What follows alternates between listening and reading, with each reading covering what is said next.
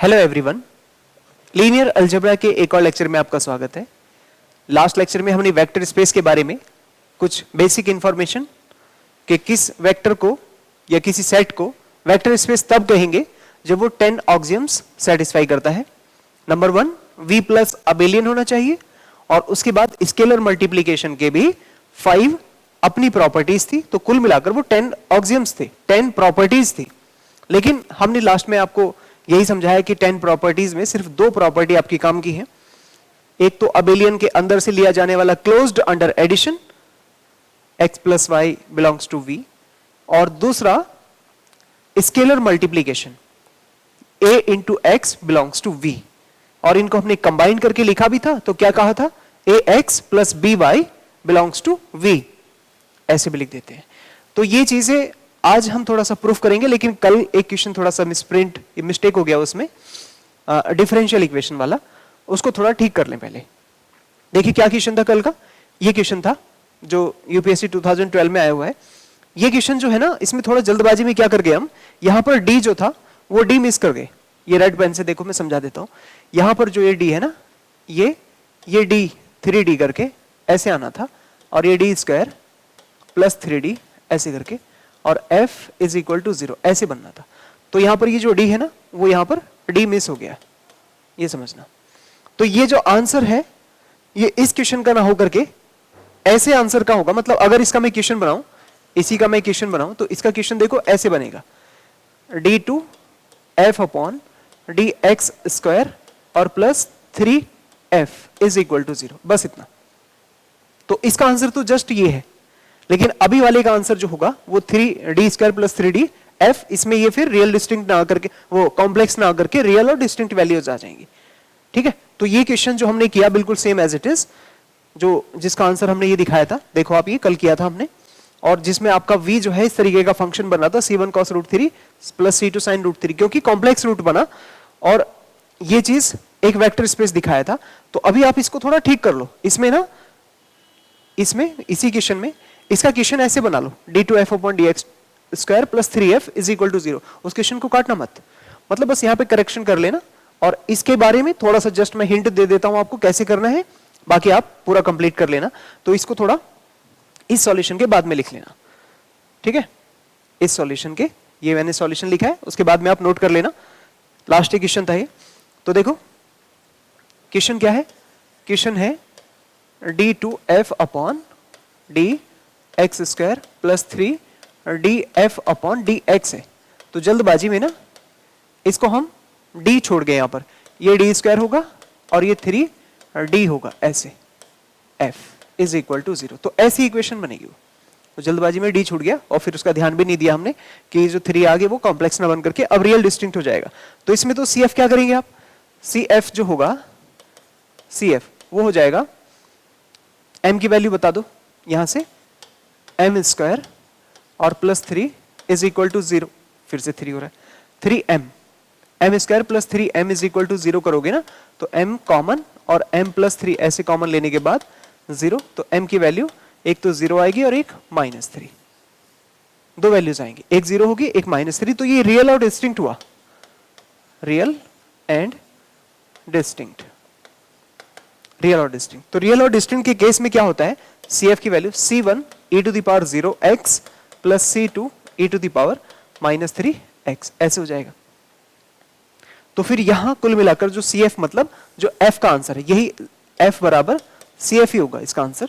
तो f is equal क्या लिखेंगे, c1 plus c2 e to the power -3x। तो इस टाइप का एक फंक्शन आप कंसिडर करेंगे। तो जो आपने यहां पीछे जैसे यहां पर सॉल्यूशन निकाला था ना, ये cf का कॉम्प्लेक्स आने की वजह से, तो इस टाइप का एक फंक्शन निकाला, और फिर इसी के बाद में ये जो सेट बनाया v, तो इस सेट में बस ये फर्क आएगा, c1 plus c2 e to the power -3x। और अब जो आप x, f और g लेंगे ना, तो वो उस फॉर्म के लेंगे, ना कि ये वाले फॉर्म के। ठीक है, वो क्वेश्चन में d छोड़ने की वजह से थोड़ा सा मिस्टेक हो गया, आगे सारा कुछ ऐसे ही सॉल्व करना। तो मैं बस आपका f बना देता हूं, लिखेंगे देन v इज इक्वल a set in which functions are such that f equal c1 plus c2 e to the power -x for all x belongs to real numbers, ऐसे बोल देना। या x belongs to f field, अगर उसने question में नहीं बोला है तो ये आपका फंक्शन होगा। और यहां पर मतलब आप जो फंक्शन लेंगे f और g, तो इस टाइप के फंक्शंस लेंगे आप। जैसे वहां पर हमने c1 cos रूट 3x लिया था, c2 sin रूट 3x, तो कोई भी फंक्शन इस फॉर्म का होगा वो इस v में रह सकता है। तो यहां आपको बस वेक्टर v डिफाइन करना आना चाहिए। थोड़ा सा मिस्टेकनली वो d छूट गया, इस वजह से कॉम्प्लेक्स हो गया था। अब यहां d रखेंगे तो आप तो बस इतना सा फर्क आएगा, रियल और डिस्टिंक्ट केस होंगे। ठीक है, सिंपल है। आगे आप इसमें कर लेना।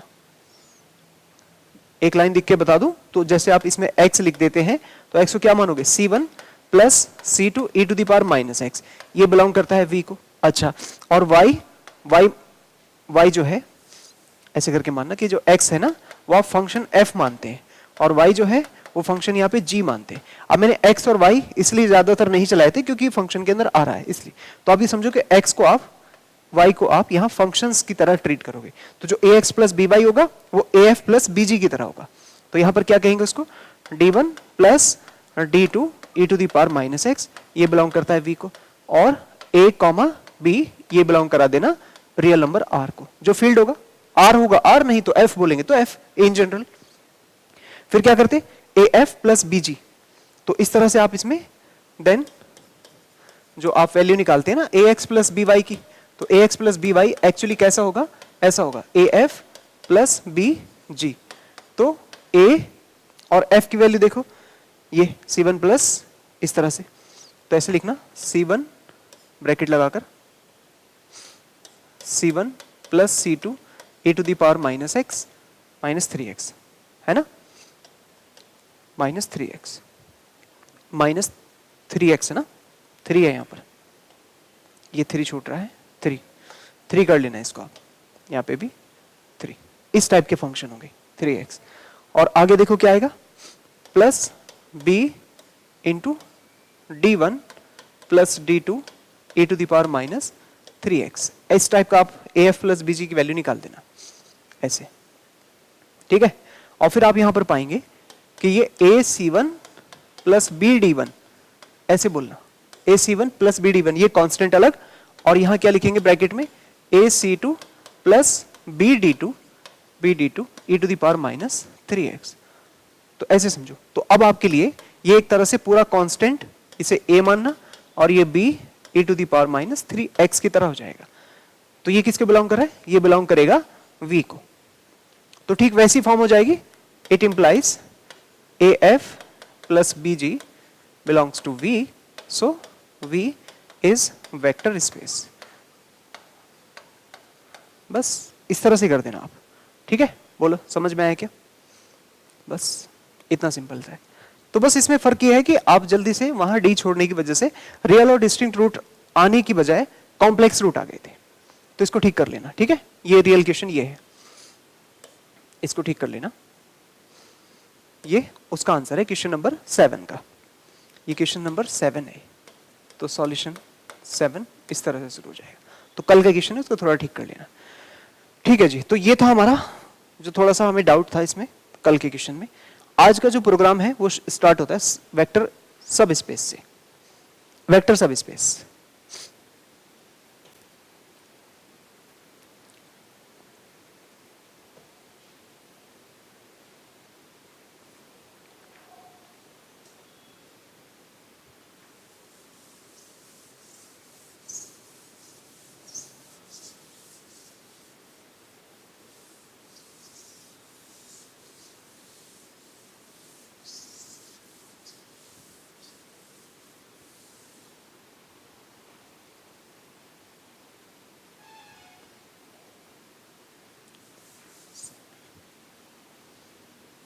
रफ पेज जैसा है कुछ, रफ नहीं नहीं, ये ब्लैक पेज वाला कुछ रफ है, वो देना जरा, देना जरा एक पेज, पता नहीं इसका लोशन दे दो, ये दे दो, चल जाएगा इससे काम।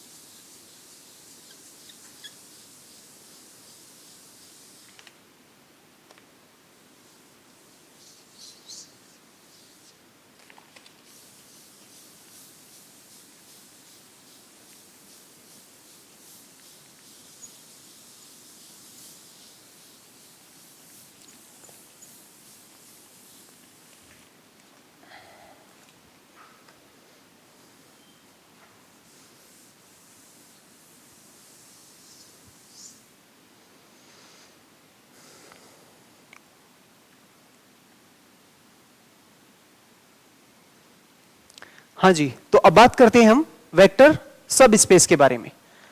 जैसे कि ग्रुप में होता है ना सब ग्रुप, सेट का होता है ना सबसेट, वैसे ही वेक्टर स्पेस का भी एक सब स्पेस होता है। कहना चाहिए वेक्टर सब स्पेस, तो सब स्पेस शॉर्ट में बोलते हैं इसको, लेकिन पूरा नाम वेक्टर सब स्पेस है।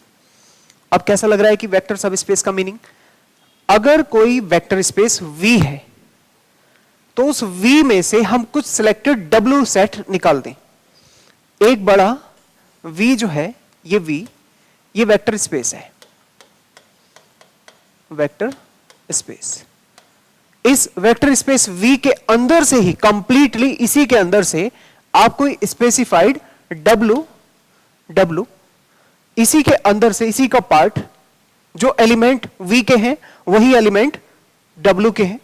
तो एक तरह से ऐसा सबसेट है कि ये जो W है ना, अगर ये W भी वेक्टर स्पेस हो जाए, W भी वेक्टर स्पेस हो जाए, उसी ऑपरेशन पर, जिस ऑपरेशन पर V जो है वेक्टर स्पेस हुआ, तो इस W को V का सब स्पेस कहते हैं। ऐसे मानो कि V जो है वो पेरेंट है और W जो है वो उसकी नेक्स्ट जनरेशन है। आई बात समझ? तो यहां W जो है वो V का सब स्पेस कहलाएगा। तो कुल मिलाकर बात इतनी है कि if a subset of V is again a सब स्पेस, V का सबसेट भी अगेन सब स्पेस हो जाए, तो हम उसे क्या बोलते हैं? हम उसे बोलते हैं वेक्टर सब स्पेस। एक्चुअली सब space is itself a vector space in itself. अपने आप में वो वेक्टर स्पेस ही होता है। अब वेक्टर स्पेस क्या होता है? कल से बात चली आ रही, वेक्टर स्पेस जो भी है वो क्लोज्ड होगा under addition and scalar multiplication. तो अगर ये प्रॉपर्टी ये W भी फॉलो करने लगे तो फिर हम कहेंगे उसे वेक्टर सब स्पेस। तो इतनी सी ही बात है, यानी वेक्टर सब स्पेस किसी भी मायने में, किसी भी स्केल पर V से कम नहीं है। जो प्रॉपर्टी V फॉलो करता है वही प्रॉपर्टी W फॉलो करता है। लेकिन चूंकि पहले सेट V था, उसी के अंदर से आपने चुनिंदा कुछ सिलेक्ट करके आउट किए, कुछ सिलेक्टेड एलिमेंट्स, उन्हीं एलिमेंट्स को हमने वेक्टर सब स्पेस कहा है या सिंपली सब स्पेस कहा है। तो आगे से हम वेक्टर स्पेस और सब स्पेस बोलेंगे। तो सब स्पेस जो है ना वो V का नेक्स्ट जनरेशन है एक तरह से। बात समझ में? मतलब ये पेरेंट है और ये इसका बच्चा है, ऐसे सोचा आप। तो इसके अंदर भी वही प्रॉपर्टी होनी चाहिए जो इसके पेरेंट के अंदर होनी चाहिए। और पेरेंट क्या है? Vector space. वेक्टर स्पेस मतलब closed under addition and scalar multiplication. बात समझ में आ रही? तो वही डेफिनेशन अब यहां पर आने जा रही है। लिखो डेफिनेशन। हाँ जी लिखेंगे, लिखो। Let V be a vector space, V be a vector space। V तो वेक्टर स्पेस है, लेकिन वेक्टर स्पेस हमने कल बात की किसी फील्ड के ऊपर होता है, तो वो बात इसके आगे अपने आप आ जाएगी। ओवर अ फील्ड F, ऐसे समझिए आप। V कभी भी बोलेंगे तो वो किसी फील्ड के ओवर होगा, किसी फील्ड के ऊपर डिफाइंड होगा, तो ओवर अ फील्ड F। ठीक है। अब बात कर रहे हैं कि V का एक सबसेट है W भी अगर वेक्टर स्पेस हो जाए तो फिर वो सब स्पेस कहलाता है V का। देखो, then a non empty subset W of V is said to be हाँ जी said to be subspace और वेक्टर सब स्पेस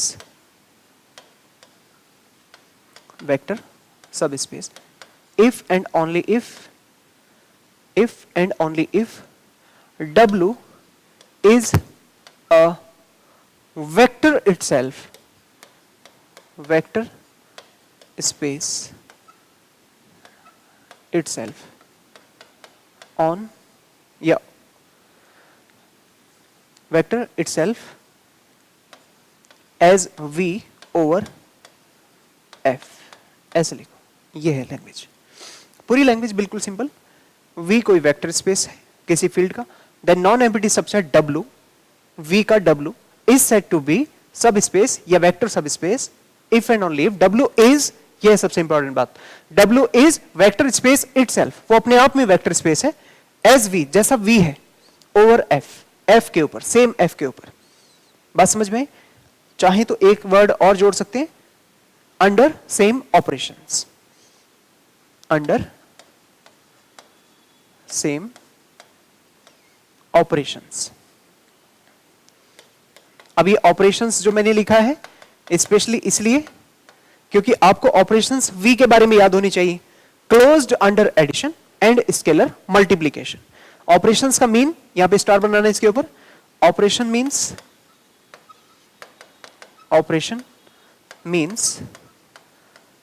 क्लोज्ड अंडर एडिशन,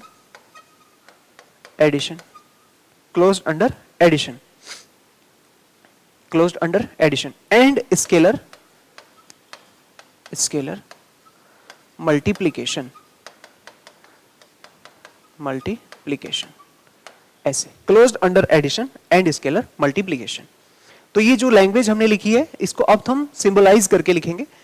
जो मीनिंग लास्ट में हमने ये लिखा, इसका मतलब है x प्लस वाई वो भी W को बिलोंग करना चाहिए और a इंटू एक्स वो भी W को बिलोंग करना चाहिए, या इन दोनों को कंबाइन करके बोलेंगे तो क्या बोलेंगे, ax plus by belongs to W। जो कल तक V को बिलोंग कर रहा था अब वही प्रॉपर्टी W को बिलोंग करने लग जाए, तो W को क्या कहेंगे फिर हम बोलेंगे उसको वेक्टर सब स्पेस। दैट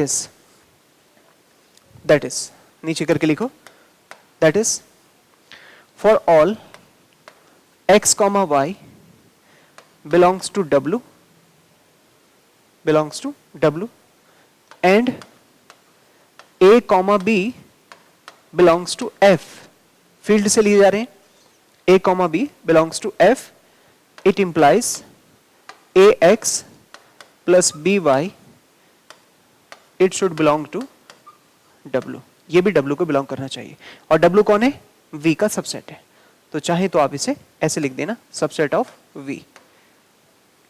तो W को इस वक्त V का सब स्पेस कहेंगे, then W is subspace of V over the same field F।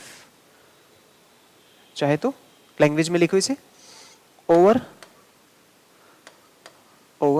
F। ये जो सेम फील्ड है ये दोनों के लिए सेम रहेगा स्केलर्स का। तो इतनी बात आपको समझ में, वेक्टर सब space is nothing but it is vector space. लेकिन ये ध्यान रहे कि जो V है उसी से आप W का एक सबसेट करके निकाल रहे हैं। तो अब आगे से क्वेश्चंस जो है ना, W को वेक्टर सब स्पेस को पढ़ने का मीनिंग क्या होता है, क्योंकि हम किसी भी कलेक्टेड पूरे सेट को डिफाइन नहीं कर सकते हैं, तो हम किसी भी सेट का एक पार्ट, एक टुकड़ा ही हमेशा एनालाइज कर रहे होते हैं। एग्जाम्पल के तौर पर रियल नंबर्स हैं, तो रियल नंबर्स को हम ऐसा तो है नहीं कभी माइनस इन्फिनिटी से प्लस इन्फिनिटी पूरा एक साथ उसको एग्जामिन करते हैं, हम उसके कोई पार्ट, कोई नंबर्स, कोई सेट, कोई कलेक्शन एक जो बनाते हैं उन कलेक्शंस को डिफाइन कर रहे होते हैं, एनालाइज कर रहे होते हैं, उसके बारे में डिस्कस कर रहे होते हैं कुछ भी प्रॉपर्टी। तो इसलिए सबसेट जो है वो एक इंपॉर्टेंट प्रॉपर्टी है। आप कभी किसी पूरी चीज को एक साथ एनालाइज नहीं कर रहे होते हैं, आप उसके एक पार्ट के बारे में बात कर रहे होते हैं। तो जो बात एक पार्ट के बारे में है वही पूरी बात पूरे पार्ट के बारे में होगी, मतलब फुल V के बारे में होगी। तो अब जैसे इसको ऐसे समझे कि पूरे ब्रह्मांड में हम रहते हैं, तो हम यहाँ धरती पे रहते हैं, तो धरती हमारा सबसेट है पूरे ब्रह्मांड का। तो हम यहाँ पर एक लाइफ की बात कर रहे हैं, तो पूरे ब्रह्मांड में जो लाइफ है उसके जो नॉर्म्स हैं, कंडीशंस हैं, वो यहाँ की सिचुएशंस के हिसाब से हम एनालाइज करते हैं। आगे बात समझ, पूरी धरती को छोड़ो, आप पूरी धरती में आप जहां जिस जगह रह रहे हैं तो वो एक सबसेट है, सब पार्ट है। तो वहां के जो वेदरिंग है, क्लाइमेट है, उसके बारे में कैसा वहां का एटमॉस्फेयर है, कैसी वहां की ज्योग्राफी है, इन सब बातों को एनालाइज करते हैं, फिर उसी के हिसाब से लाइफ को हम कनेक्ट कर पाते हैं। तो यहां पर यही रूल है कि सब स्पेस हम इसलिए पढ़ते हैं क्योंकि पूरे V अब जिस किसी के भी बारे में बात करें कॉम्प्लेक्स नंबर के, तो उसका हम एक पर्टिकुलर पार्ट ले लेते हैं। तो इसलिए छोटे छोटे पार्ट्स में इसको एनालाइज करने के लिए सब स्पेस इंट्रोड्यूस किया जाता है। समझ में? तो सब स्पेस इंट्रोड्यूस करने का मतलब ये कि आप छोटे छोटे से कलेक्शंस उनको पर्टिकुलरली डिफरेंट डिफरेंट ऑपरेशंस पर पढ़ लीजिए, तो उनकी प्रॉपर्टीज बाकी पूरे सेट की प्रॉपर्टीज को डिफाइन करेगी। तो ये थोड़ा सा आपको समझना है कि वेक्टर सब space is nothing but it is a part of a vector space. लेकिन ऐसा जरूरी नहीं है कि V जो है अगर वेक्टर स्पेस है तो उसका हर एक सब पार्ट या कहें हर एक सबसेट वेक्टर स्पेस हो जाए। तो वो स्पेशल कंडीशन जब वो ax प्लस बी वाई को बिलोंग करने लगेगा तब ही कहलाएगा वो। आगे बात समझ, ऐसा नहीं कि पूरे आप सेट से कोई सबसेट निकाल लें। हो सकता है नेचुरल नंबर खुद अपने आप में एक वेक्टर स्पेस नहीं है, उसका कोई भी आप सबसेट लेंगे तो वेक्टर स्पेस नहीं होगा। आगे बात समझ, तो इस तरीके से आपको थोड़ा समझना है। होल नंबर से उसका होल नंबर्स का कोई सबसेट लेंगे वो भी नहीं होगा, क्योंकि जीरो बिलोंग करता है तो उसके नेगेटिव माइनस से बिलोंग नहीं करते। आई बात समझ, तो ये थोड़े से आपको समझना पड़ेगा वेक्टर स्पेस और वेक्टर सब स्पेस के बारे में। ये जो मैंने अभी बात लिखी है ये, इसको कल हमने दो तरह से लिखा था। a into x scalar multiple है, b इंटू वाई भी स्केलर मल्टीपल है, जो प्लस किया है आपने ये क्या है, ये एडिशन है, क्लोज्ड अंडर एडिशन है, ठीक है ना। अब देखो ये इसके बाद ये जो चीजें अब तक हम लिखते आ रहे हैं वो ये है, ये थ्योरम के रूप में आपको समझनी है। ये आज थ्योरम है, पहली थ्योरम, बहुत आसान है, बहुत ही आसान। देखिए क्या लिखा है, let V F be a vector space and W be the subset of V, then W is a subspace of V if and only if W is a vector space of V if and only if ये तीन conditions पूरी होनी चाहिए। देखो पहली, zero उस W को belong करे, जीरो उस W को बिलोंग करे, X और Y W को बिलोंग करें तो ये क्या है, X plus Y closed under addition. इसे क्या बोलेंगे आप, इसे बोलेंगे क्लोज्ड अंडर एडिशन, यही तो बोलोगे एडिशन। और ये क्या है देखो, x belongs to w and a belongs to the field, then a into X should also belong to w, मतलब वेक्टर बनेगा ax, वो भी w को बिलोंग करना चाहिए। तो इसका मतलब क्या है, इसका मतलब क्लोज्ड अंडर मल्टीप्लीकेशन। तो देखो ये दो बातें जो कल हम कर रहे थे वही ये डेफिनेशन है कि closed under addition and scalar multiplication. और इक्विवेलेंटली आप इसे दोनों को एक साथ करके ऐसे भी तो लिखते हो जैसे अभी हमने पीछे डिफाइन किया, a x plus b y belongs to डब्ल्यू। तो इस चीज को अब आपने प्रूफ करना है जो अभी तक हम यूज करते आ रहे हैं। क्या कहा गया कि डब्ल्यू जो है वो वेक्टर स्पेस होगा अगर ये तीन बातें आप कह दें, और तीन नहीं बल्कि ये एक ही बात अगर आप कह दें, ये तीनों इक्विवेलेंट है इस a x plus b y belongs to डब्ल्यू की, बस इतनी बात है। समझ में आई कहानी। यहां ये जो तीनों पार्ट्स हैं, closed under addition, scalar multiplication, ये सारी बातें इसके अंदर लागू होती हैं अगर ये डब्ल्यू वेक्टर स्पेस होगा तो। अब हम इसके एब इनिशियो मेथड से इसको प्रूफ करने जा रहे हैं। एब इनिशियो मेथड में आपको इसमें 10 प्रॉपर्टीज कंप्लीट फुलफिल करनी चाहिए। कौन कौन सी, कि वी प्लस अबेलियन हो, तो यहां पर दिखाना होगा W प्लस अबेलियन हो, और उसके बाद वो स्केलर मल्टीप्लिकेशन के 5 प्रॉपर्टीज और, तो 10 प्रॉपर्टीज आपको शो करनी है। इफ एंड ओनली इफ की थ्योरम है, देख सकते हैं आप ये, तो नेसेसरी और सफिशिएंट कंडीशन है। एक बार आप कहेंगे कि वेक्टर सब स्पेस है तो ये कंडीशन फॉलो होती है, एक बार ये कहेंगे कि तीनों कंडीशन है फिर वो वेक्टर सब स्पेस होगा। बात समझ में आई। और इन दोनों का जो कंबाइंड मीनिंग है वो यहां है कि closed under addition and scalar multiplication. तो एक बार इस थ्योरम को आप अच्छे से देख लीजिए और उसके बाद इसे शुरू करते हैं।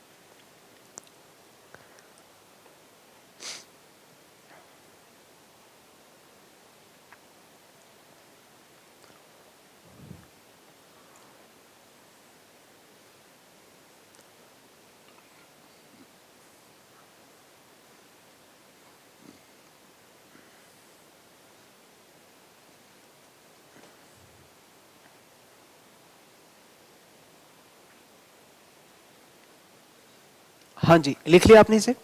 चलिए अब देखते हैं इसमें इसका प्रूफ। इस थ्योरम को मोस्ट इंपॉर्टेंट थ्योरम लिख लेना, ठीक है। इसलिए नहीं कि एग्जाम में आएगी, बल्कि इसलिए कि इसके ऊपर बेस्ड क्वेश्चन जरूर आएगा। क्वेश्चन तो हमेशा आएगा, और एक नहीं दो क्वेश्चन आपको देखने को मिलेंगे इसी थ्योरम के ऊपर बेस्ड। कुछ मैंने क्वेश्चंस कल कराए और पूरी बुक में धीरे धीरे आते रहेंगे। ये थ्योरम आपके बुक के लास्ट दिन भी यूज हो रही होगी। देखा आपने, कल पहले दिन भी इसी को यूज किया हमने। चलिए यहां पर प्रूफ करने के लिए आप सबसे पहले लिखते हैं let V be a vector space. देखो ये लाइन तो सबसे पहले हर थ्योरम में लिखी जाएगी, किसी भी क्वेश्चन में लिख सकते हैं आप। Vector space over a field F, over a field F। एक वेक्टर स्पेस है ओवर अ फील्ड F, ठीक है। अब उसके बाद आप एक यहां पर W को सिलेक्ट करेंगे कि W एक सबसेट है V का। क्या है? W एक सबसेट है V का। लिखो let phi not equal W, phi not equal W be the subset of V। क्या मतलब है इसका? इसका मतलब है let W be a non empty subset of V। चाहे तो आप इसे लिख ले, that is W is a non empty subset of V over F, V over F। इसका लैंग्वेज का, इतनी छोटी सी लैंग्वेज का इतना बड़ा मीनिंग है कि W एक नॉन एम्प्टी सबसेट है। अभी सिर्फ सबसेट है, हमें ये दिखाना है कि W सब स्पेस होगा अगर ये तीन कंडीशन फॉलो हो जाए, और अगर ये तीन कंडीशन फॉलो होती है तो W सब स्पेस होगा। रिवर्स, एक बार बोलेंगे कि सब स्पेस है तो तीन कंडीशन होंगी, और तीन कंडीशन है तो सब स्पेस होगा। इफ एंड ओनली इफ की थ्योरम जो होती है ये, इनको टू वे करना होता है। तो सबसे पहले आप लेंगे कि मान लीजिए W एक सब स्पेस है और ये तीन कंडीशन फॉलो होंगी, ठीक है जी।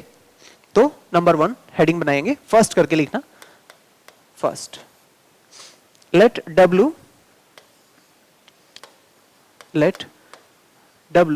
B a subspace over F, same field के ऊपर ओवर F। और अब हमें तीन कंडीशन दिखानी है टू शो थ्री कंडीशंस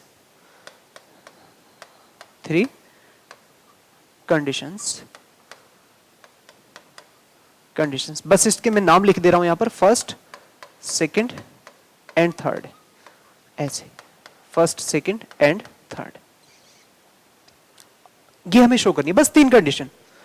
तो अब आप मुझे बताओ, अगर W सब स्पेस है तो 10 ऑक्सियम्स 10 प्रॉपर्टीज फॉलो करेगा ना, 5 अबेलियन की और 5 स्केलर मल्टीप्लिकेशन की। तो आपने बस इसी बात पे ध्यान देना है कि उन 10 में से ये कौन सी है, बस 3 ये कौन सी है।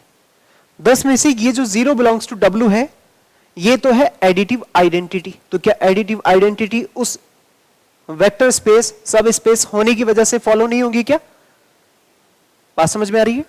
अब यहां हमने लिखा कि सब स्पेस है, तो सब स्पेस होगा तो वेक्टर स्पेस भी तो होगा। वो वेक्टर स्पेस होगा तो 10 ऑक्सियम्स होंगे, और उसमें से सिर्फ 3 आपको दिखाने हैं। तो 10 में से अगर आप ध्यान दें तो ये G3 है पहला वाला, तो G3 फुलफिल हो जाएगा अपने आप। दूसरा क्या है? ये दूसरा क्लोज्ड अंडर एडिशन है, ये G1 है। ये क्लोज्ड अंडर एडिशन है x प्लस वाई, तो ये क्या है सेकंड वाला? ये G1 है। ये तो G3 है, ये G1 है। और ये क्या है? ये x belongs to W and a belongs to F, a into x belongs to W। ये है स्केलर मल्टीप्लिकेशन वाली 6th वाली प्रॉपर्टी। अबेलियन के बाद जो आप 5 करने के बाद जो छठा नंबर करते हैं ना, वो है स्केलर मल्टीप्लिकेशन। तो 3 प्रॉपर्टी अपने आप ही फॉलो हो रही है। 10 में से बस 3 देनी है। कौन कौन सी? एक तो आपको यहां पे 3rd नंबर वाली मिलेगी, फिर इसमें 1st नंबर वाली है, और ये कौन सी नंबर वाली है? 6th नंबर वाली है ना। मैं नंबरिंग से बता रहा हूं आपको, कल जो हमने लेक्चर किया था उसमें वेक्टर स्पेस की 10 प्रॉपर्टीज पढ़ी थी, तो वही चीज है। ये आइडेंटिटी G3 3rd नंबर का, ये क्लोज्ड G1 1st नंबर का, और ये क्या है? ये 6th नंबर वाला स्केलर मल्टीप्लिकेशन। तो चलो अब लिखो, W सब स्पेस है, it means W is vector space. तो यहां पर लिखो सिंस W इज सब स्पेस सब स्पेस ओवर एफ। तो इट इंप्लाइज, हाँ जी क्या मतलब है इसका बोलो? इसका मतलब ये हुआ कि जो W ओवर F है ना वो एक वेक्टर स्पेस होगा, इज अ वेक्टर स्पेस, अब ये वेक्टर स्पेस हुआ तो इसको 1 to 10 सभी प्रॉपर्टीज फॉलो करनी पड़ेगी। It implies W over F follows 1 to 10 property of vector space, ऐसे लिखना है।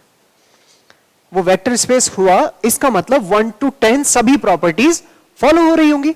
अब वो आपको 10 की 10 नहीं लिखनी, जितनी चाहिए उतनी लिख दो। क्या लिखेंगे?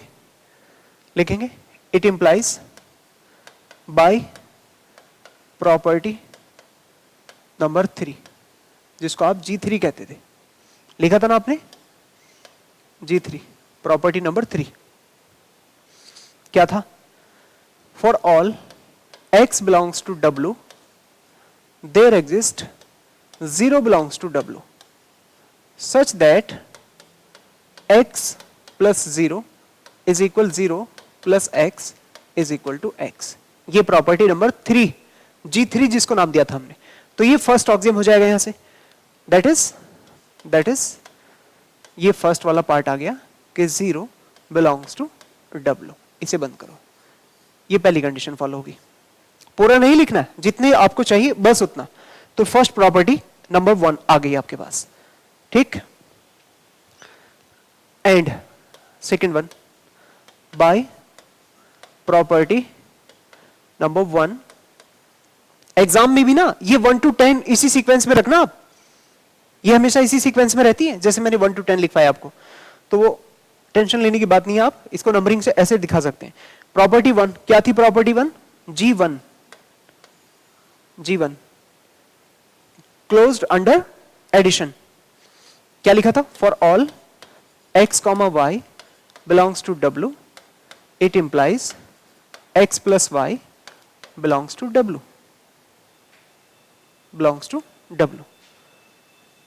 आगे बात समझ? That is closed under addition, इसका मतलब है क्लोज्ड अंडर एडिशन। तो ये आपकी कौन सी प्रॉपर्टी है? ये वाली, बंद कर लेना इसे। सीधे सीधे डायरेक्ट फॉलो कर रही है, क्योंकि वो इधर हम लिख चुके हैं वेक्टर स्पेस है, लिखा ना हमने यहां वेक्टर सब स्पेस है, मतलब वेक्टर स्पेस है। तो इसी वेक्टर स्पेस होने की वजह से ये प्रॉपर्टी नंबर 2 आ गई है। तो इसे आप सेकंड वाली लिख देना, सेकंड लिख देना, ये सेकंड वाला डायरेक्ट। And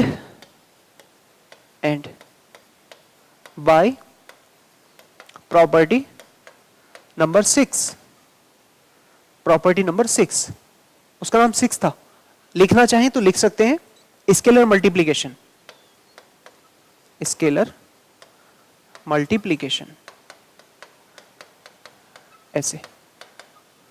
scalar multiplication. उसके लिए क्या करते थे?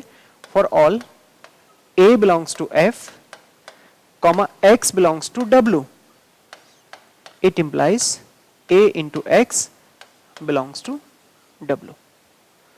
तो ये कौन सी प्रॉपर्टी आ गई जी? बताओ, ये आपकी थर्ड प्रॉपर्टी आ गई। तो अगर वेक्टर स्पेस है तो तीनों प्रॉपर्टी फॉलो हो रही है। इसको आप सीधा नंबर 3 कह देना, दिस इज थर्ड वन।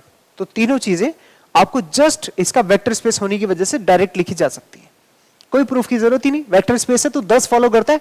अब 10 में से आपको जस्ट यहां पे 3 दिखानी है, एक तो एडिटिव आइडेंटिटी, एक क्लोजर अंडर एडिशन, और दूसरा स्केलर मल्टीप्लिकेशन। नाम लिखना चाहो तो इसको लिख भी लो, that is closed under scalar multiplication, ऐसे। तो अगर वो W सब स्पेस है तो ये 3 कंडीशन फॉलो हो गई हैं, ठीक है। लास्ट में क्या कहेंगे? 10 if W over F is subspace, then it implies conditions first, comma second and third holds. ये होल्ड करती है, फर्स्ट सेकंड थर्ड होल्ड। तो ये सब स्पेस है, तो ये तीन कंडीशन होल्ड करती है। और ये तीन कंडीशन नहीं याद रखनी है आपको, बस ये दो शब्द याद रखने हैं, closed under addition and scalar multiplication. Zero तो उसके अंदर होना ही चाहिए, तो ये थोड़ा सा स्टार बना लेना है इसके ऊपर कि जीरो एडिशन के लिए। तो ये था इसका फर्स्ट पार्ट, बहुत आसान था, कोई इसमें बड़ी बात नहीं है। वेक्टर सब स्पेस होता है, 10 प्रॉपर्टी होती है, उसमें से 3 ही आपको दिखानी है, तो 3 दिखानी है, बस दिखा दी। जस्ट हमने इसको वेक्टर स्पेस होने की प्रॉपर्टी से इसे लिखा जा सकता है। अब इसका कन्वर्सली, हाँ जी, सेकंड पार्ट कन्वर्सली में क्या कहेंगे आप? कन्वर्सली में ये कहना होगा कि 3 कंडीशन होल्ड करती है तो W सब स्पेस होगा। लिखेंगे late the three conditions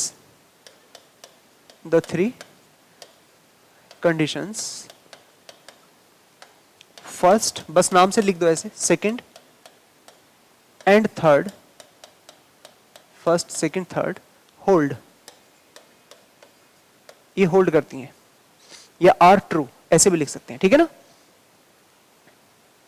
hold कह दो या फिर आर ट्रू कह दो। टू शो में क्या आएगा? टू शो में लिखो W over F is a सब स्पेस। अब सब स्पेस कौन होता है? सब स्पेस वो होता है जो अपने आप में वेक्टर स्पेस होगा। तो हम क्या दिखाएंगे इसको हम वेक्टर स्पेस दिखाएंगे, और उसके लिए तो 10 प्रॉपर्टीज शो करनी पड़ेंगी, और 10 प्रॉपर्टीज इन 3 से ही बनेंगी। बस मैं ये समझाने की कोशिश कर रहा हूं इस थ्योरम से कि आप उन 10 प्रॉपर्टीज को कहने के बदले इन 3 को कह दोगे ना, तो फिर आप सब स्पेस पूरा कंप्लीट एक साथ ही कह सकते हो। यानी ये 3 प्रॉपर्टीज उन 10 प्रॉपर्टीज को अपने अंदर लिए हुए हैं। तो चलिए लिखेंगे, वी विल शो, लिखना for this will show that W over F is a vector space. That is 10 conditions. या प्रॉपर्टीज लिख देना, 10 प्रॉपर्टीज। उन 10 प्रॉपर्टीज को आप इसमें दिखाने की कोशिश करेंगे। बहुत आसान है, एक एक करके लिखते चले जाते हैं, और जो भी प्रॉपर्टी आप लिखें उस प्रॉपर्टी को इन तीनों में से किसी एक से कनेक्ट करना है, ठीक है? एक एक करके कनेक्ट होती चली जाएंगी। देखो नंबर, इसमें ए हेडिंग डाल देना, ए टू शो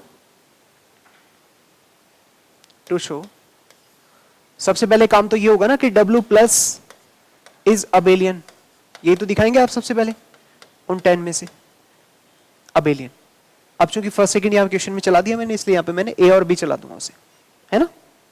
फर्स्ट और सेकंड वहां भी तो कहते हैं ना हम, तो इसलिए दो बार फर्स्ट सेकंड ना आ जाए, इसलिए हम क्या कह रहे हैं इसको मैंने ए ले लिया।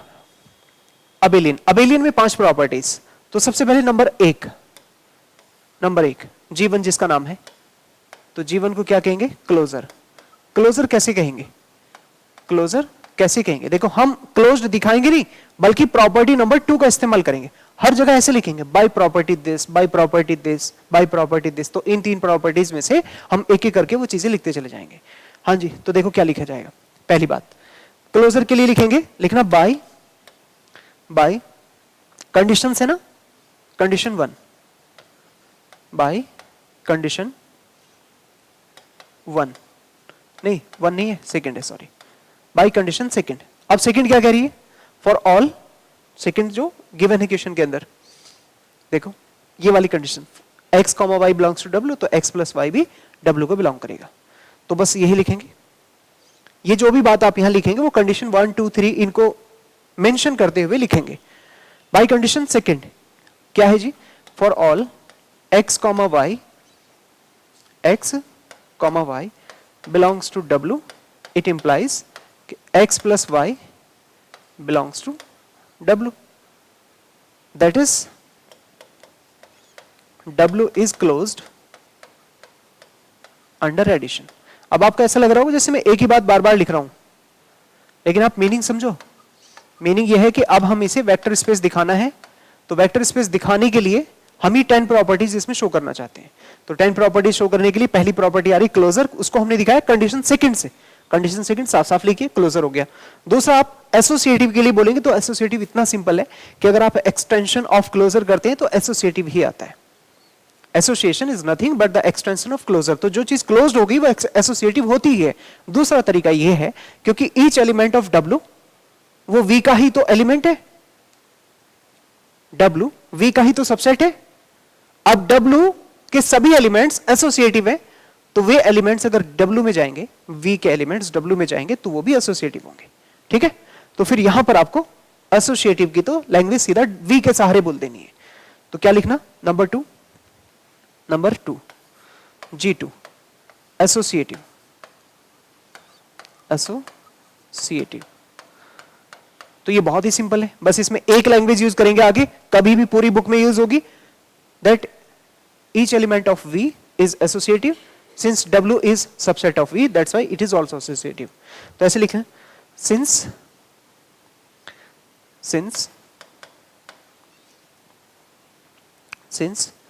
W is subset of V which is associative. बस ऐसे बना के लिखेंगे. W जो है वो V का सबसेट है जो एसोसिएटिव है, hence W भी एसोसिएटिव होगा. So W is also associative. ये तो इतना सिंपल है, इसमें तो कुछ दिखाना ही नहीं है. ठीक है, एसोसिएटिव बस लैंग्वेज और काम हो जाएगा आपका, क्योंकि ईच एलिमेंट ऑफ V वही एलिमेंट W को दिए जा रहे हैं, तो अगर वो एसोसिएटिव है तो फिर W के एलिमेंट्स भी एसोसिएटिव होंगे. ठीक है, जो क्लोज हो जाता है वो एसोसिएटिव हो ही जाता है. एसोसिएट का मतलब क्या होता है? पहले A O ब्रैकेट में B और C करेंगे तो दो को क्लोज कर दिया, B और C को, फिर एक बना, B और C को क्लोज करके एक बना, और फिर बाद में A के साथ उसको भी क्लोज करेंगे फिर एक बना. तो ये इसका मतलब होता है एसोसिएशन, कंबाइन करना. तो ये एसोसिएटिव का तो आगे सभी जगह कभी भी आप लिखना तो ऐसे लिख देंगे. ग्रुप थ्योरी में हम बहुत बार करेंगे इस चीज को. ठीक है, नंबर तीन प्रॉपर्टी. अब लिखते रहो जल्दी जल्दी से. Number 3 identity. G3 identity. तो ये आइडेंटिटी हम कौन सी कंडीशन से करेंगे? कंडीशन नंबर 1 से. तो लिखना कंडीशन बाय कंडीशन फर्स्ट क्या है? 0 belongs to W. So for all x belongs to W, it implies x plus 0 plus x is equal to x. बस सिंपल. तो ये आइडेंटिटी हो गया. Number 4 G4 inverse.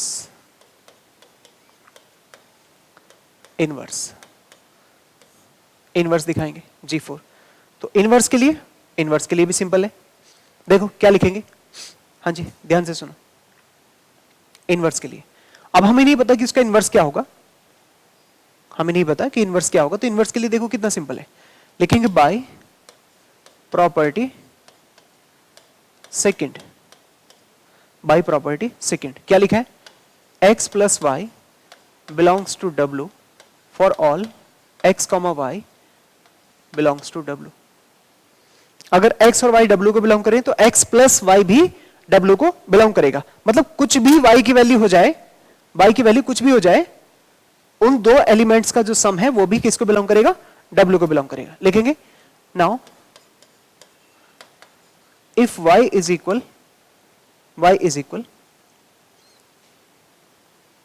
Minus x अगर हम ले लें, if then x plus y ये तो W को बिलोंग कर रहा है, तो इसका मतलब क्या हुआ कि x और प्लस माइनस एक्स ये भी किसको बिलोंग करेगा, W को। और ये W को इसलिए बिलोंग करेगा क्योंकि ये पहला एलिमेंट और दूसरा एलिमेंट दोनों के दोनों W को बिलोंग करने चाहिए। तो इसका मतलब यहां से ये इंप्लाई होता है कि x भी बिलोंग करेगा W को एंड माइनस एक्स भी बिलोंग करेगा W को। बात समझो। तो यहां से आपने क्या साबित कर दिया कि माइनस एक्स भी बिलोंग कर रहा है W को। बस अपने काम की बात ले लो यहां से, that is minus x also belongs to W. There exists inverse for each element, negative inverse मतलब आपका additive inverse यहां exist कर रहा है, ठीक है। That is there exists additive inverse for each x belongs to W. वे सभी x जो W में है उनका नेगेटिव x भी W में होगा। एक तरीका तो ये है आपको इसको प्रॉपर्टी नंबर सेकंड से दिखाने का, प्रॉपर्टी सेकंड से दिखाने का। दूसरा तरीका देखो, इधर लिख देता हूं मैंने कहा ना आपको एनालिसिस करना है, बस कैसे आप उसको दिखाना चाहते हैं। आप दिखाना चाहते हैं कि इसका नेगेटिव इनवर्स एग्जिस्ट करे। देखो अदर वे, इधर लिख लेना अदर वे। दूसरा तरीका क्या हो सकता है, लिखना बाय प्रॉपर्टी 1। देखो प्रॉपर्टी 1 से 0 बिलोंग करता है W को, तो इस 0 को आप क्या लिख सकते हैं, x प्लस और माइनस एक्स, ये भी बिलोंग कर रहा है W को। और अब दो चीजों का सम तभी बिलोंग करेगा जब वो दोनों भी बिलोंग कर रही होंगी। ये बाय प्रॉपर्टी सेकंड आ जाएगा, बाय प्रॉपर्टी सेकंड। अब आप प्रॉपर्टी सेकंड से कहेंगे क्या कि x belongs to W and minus x belongs to W। ये काम की चीज है, यानी नेगेटिव इनवर्स बिलोंग कर रहा है। तो चाहे ऐसे दिखाओ या फिर ऐसे दिखाओ, मेन बात है माइनस एक्स को W के साथ बिलोंग करता हुआ दिखाना है, क्योंकि वो एडिटिव इनवर्स आपने उसमें शो करना है। तो ये बात भी वही है, आगे बात समझ। उसके बाद चाहिए तो फिर ये लैंग्वेज सेम आ जाएगी, एरो बना के ऐसे लिख देना जस्ट। तो मैंने कहा कि इन प्रॉपर्टीज के सहारे आपको वो सारी प्रॉपर्टीज 10 प्रॉपर्टीज एक एक करके शो करनी पड़ेगी, ठीक है। हाँ जी बताओ, समझ में आ रहा है क्या। एक तरीका वो हो सकता है कि हो सकता है आप शुरू में ही x प्लस वाई ले लें और फिर y की कोई भी वैल्यू, हमने एक स्पेशल चुनी माइनस एक्स, तो फिर इन दोनों का सम बिलोंग तब करेगा जब वो दोनों बिलोंग कर रही होंगी। इसका मतलब y जो है माइनस एक्स जो है वो इसको बिलोंग कर रहा है। या फिर ऐसे दिखा दो कि 0 बिलोंग कर रहा है तो x प्लस माइनस एक्स दोनों का सम भी बिलोंग करेगा। तो प्रॉपर्टी सेकंड से सम तभी बिलोंग करेगा, क्लोज्ड तभी होगा जब वो दोनों अलग अलग भी बिलोंग कर रही होंगी। तो लेकिन हमें यहां सिर्फ माइनस एक्स पे ध्यान देना है, क्लियर है। अब नंबर 5, G5, ये नंबर 5 है, commutative.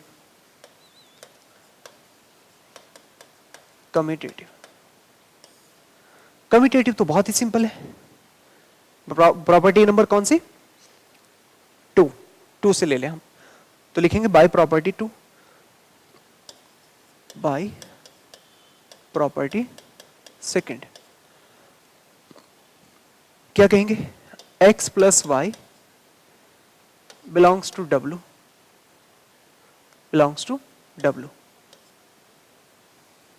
x plus Y belongs to W, ठीक है। तो x प्लस वाई W को बिलोंग कर रहा है, देन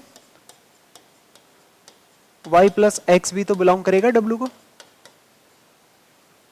दोनों के दोनों एलिमेंट्स W को बिलोंग कर रहे हैं एंड इक्विवेलेंटली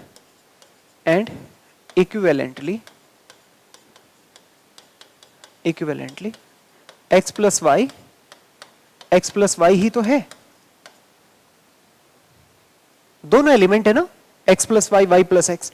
तो ये दोनों x plus y, y plus x दोनों बिलोंग कर रहे हैं, फिर दोनों बिलोंग कर रहे हैं तो इसको आप कम्यूट भी कर सकते हो किसी एक को। तो क्या कर सकते हैं, x plus y is equal y plus x. आप बस लिखने के तरीके पे समझो कि इसको लिखा कैसे जा रहा है। आप पहले ये कह रहे हो कि दोनों एलिमेंट्स W में हैं और फिर आपने शुरू किया दोनों को बराबर लिखकर, और बराबर किया तो फिर दोनों उसके अंदर है तो फिर कम्यूट कर सकते हो। अब ये बात कैसे लिखी जा चुकी है कि कम्यूटेटिव है। ऐसे ना कहकर यूं भी कह सकते हैं कि V चूंकि वेक्टर स्पेस है, कम्यूटेटिव हो गए उसके सभी एलिमेंट, तो W के अंदर रख रहे हैं उनको, तो जैसे आपने एसोसिएटिव बोला वैसे इसको कम्यूटेटिव भी बोल सकते हैं। तो फिलहाल अभी आप इसको दिखा भी सकते हैं ऐसे, लेकिन that is W is commutative. Commutative other way भी लिख लो इसका, other way,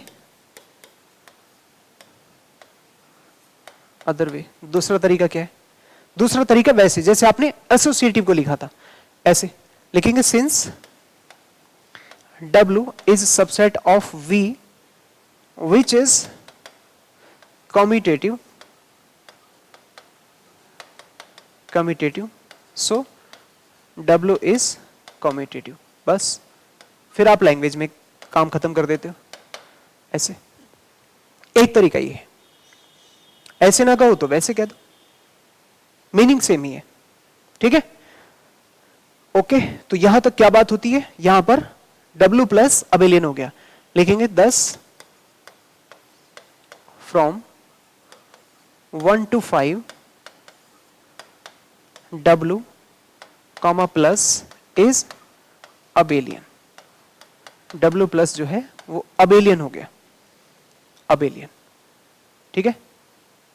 W plus is abelian. बोलो समझ में आया क्या? अभी तक आपने 5 प्रॉपर्टीज दिखाई हैं, 5 और बाकी बची हैं। अभी तक हमने थर्ड वाली प्रॉपर्टी का यूज नहीं किया था, अब थर्ड वाली प्रॉपर्टी का यूज करेंगे। लिखिए नंबर 6, नंबर 6 बी हेडिंग डाल के करना, स्केलर मल्टीप्लिकेशन। ये एब इनिशियो मेथड से हो रहा है, स्केलर मल्टीप्लिकेशन, स्केलर मल्टीप्लिकेशन। हाँ जी बताइए, स्केलर मल्टीप्लिकेशन। तो इसका नंबर 6 लिखो आप, नंबर 6। ये तो सीधा स्ट्रेट फॉरवर्ड है। क्या लिखेंगे? बाय प्रॉपर्टी थर्ड, प्रॉपर्टी या कंडीशन थर्ड, कंडीशन लिख रहे थे ना हम, बाय कंडीशन थर्ड। अब थर्ड वाली कंडीशन आप यहां पे लिखो। थर्ड कंडीशन क्या है जो गिवन है क्वेश्चन के अंदर? क्योंकि हमने तीनों कंडीशन ट्रू मानी है ना, वेक्टर सब स्पेस दिखा रहे हैं हम उसे, तो थर्ड कंडीशन से क्या लिखेंगे? For all A belongs to F, X belongs to W, X belongs to W, it implies A into X belongs to W। ठीक है, ये साफ साफ थर्ड कंडीशन है, that is closed under scalar multiplication, scalar multiplication, closed under scalar multiplication. ठीक है, बात समझ में आ गई? Closed under scalar multiplication. अब इतनी बात खत्म। अब 7 नंबर, 7 भी इसी प्रॉपर्टी से होगा, थर्ड वाली से। क्या लिखेंगे? For all A comma B belongs to, क्या था वो 7 नंबर का? A belongs to F and X plus Y belongs to W। ये कहां से आ रहा है? बाय प्रॉपर्टी सेकंड, ये सेकंड प्रॉपर्टी से है। और A अगर स्केलर है तो अब क्या लिखेंगे? By property third. थर्ड से क्या होना चाहिए कि A multiplied with this x plus y is equal होना चाहिए a dot x plus a dot y. ये थी हमारी 7 नंबर की प्रॉपर्टी। तो 7 नंबर अपने आप आ गया। इसमें कौन कौन सा लगा? ये सेकंड है और यहां पर ये स्केलर मल्टीप्लिकेशन हो रहा है थर्ड वाली से। अच्छा ठीक, इसके बाद हाँ जी, इसके बाद क्या बोलेंगे? नंबर 8 वाला, for all a comma b belongs to f। तो ये बताओ a प्लस बी भी f को बिलोंग करेगा कि नहीं करेगा? Belongs to f। f को क्यों बिलोंग करेगा? क्योंकि स्केलर का सम भी स्केलर होगा, वो भी f को, फील्ड को बिलोंग करेगा। चाहे तो लिख देना f इज फील्ड, और फील्ड है तो फिर उसमें भी क्लोजर होगा, F is field, F field है। सो बाय प्रॉपर्टी, प्रॉपर्टी लिख रहा हूं क्या मैं, कंडीशन लिखना चाहिए, प्रॉपर्टी तो हम प्रूफ करें, कंडीशन नहीं, बाय कंडीशन लिखना, conditions, by condition third, third वाली कंडीशन से ये जो a प्लस बी है ये स्केलर है, ये डॉट करेगा x वेक्टर से, तो a dot x b dot x ये भी ट्रू हो जाएगा, स्केलर ने मल्टीप्लाई किया x से, तो ये हमारी 8 नंबर की प्रॉपर्टी। और 9 नंबर क्या है, 9 नंबर, 9 इनको multiply by property, condition third, condition third, ये थर्ड कंडीशन क्या, a इंटू बी मल्टीप्लाई करेगा ना स्केलर से, तो भी a into b into x इसके बराबर आ जाएगा। ये जस्ट हम लिख ही तो रहे हैं, लेकिन इसमें कंडीशन क्या हो रही है, स्केलर मल्टीप्लाई कर रहा है वेक्टर से, तो ये हमारी थर्ड प्रॉपर्टी है। किस प्रॉपर्टी की बात कर रहा हूं मैं, ये जो गिवन है ये वाली, ये थर्ड प्रॉपर्टी ये वाली, कि अगर स्केलर ने वेक्टर से मल्टीप्लाई किया, जो मल्टीप्लाई करके आएगा वो डब्ल्यू को बिलोंग करेगा, तो यहां पर भी वो डब्ल्यू को बिलोंग करा देंगे हम, ठीक है, ये चीज तो बराबर आएंगी, डब्ल्यू को बिलोंग कर रही। और लास्ट क्या है, नंबर 10, नंबर 10, नंबर 10 तो कुछ भी नहीं है, if 1 belongs to f then by property या condition third, by condition third, condition third क्या कहेंगे, 1 इंटू एक्स जो है वो x के ही बराबर होगा स्केलर से मल्टीप्लाई करके। तो ये देखो 10 तक की प्रॉपर्टी सिर्फ से ये थर्ड वाली प्रॉपर्टी से लीड करते हुए मिल रही है, यानी आगे के जितने भी पार्ट्स हैं उनकी कोई कीमत नहीं है, सिर्फ एक बात की कीमत है, a into x belongs to डब्ल्यू। तो इसलिए मैंने कहा था कि ये ना, ये 6 नंबर की जो प्रॉपर्टी है स्केलर मल्टीप्लिकेशन की, वो इस ग्रुप का लीडर है, वो इन बाकी सभी प्रॉपर्टीज को लीड करता है, ये सभी प्रॉपर्टीज उसी के बदौलत लिखी जाती है।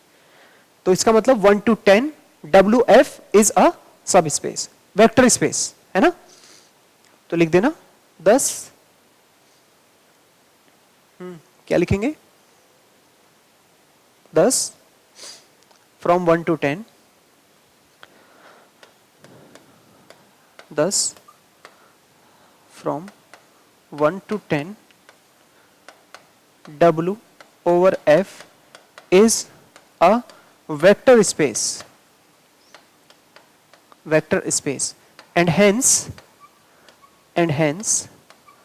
a subspace of V over F, V over F, F का F के ऊपर ऐसे, तो ये हो जाएगा आपका।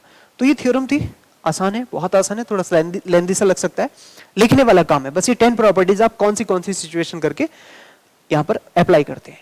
तो कुल मिलाकर बात यह है कि अब आगे से कभी भी आपको इन प्रॉपर्टीज को फॉलो कराना है तो आप ये ना कहें कि 10 प्रॉपर्टी हमें दिखानी है, 10 प्रॉपर्टी नहीं, बल्कि बस ये 3 प्रॉपर्टीज के 0 बिलोंग करे और ये क्लोज्ड हो under addition and scalar multiplication, और इक्विवेलेंटली इसको ऐसे बोलते हैं। तो ये बात भी मैं लास्ट में लिख देता हूं इसमें, तो लिख दो जरा लास्ट में, इसके बाद यहां के बाद एक लास्ट में एक नोट करके लिख लो, इक्विवेलेंटली स्टार पॉइंट बना के, इक्विवेलेंटली, इक्विवेलेंटली ऐसे, इक्विवेलेंटली क्या मतलब है कि if W over F is closed under addition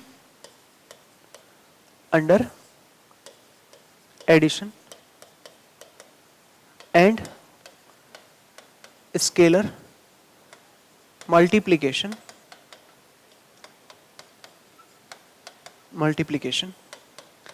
then W over F is a vector space, and hence vector subspace over V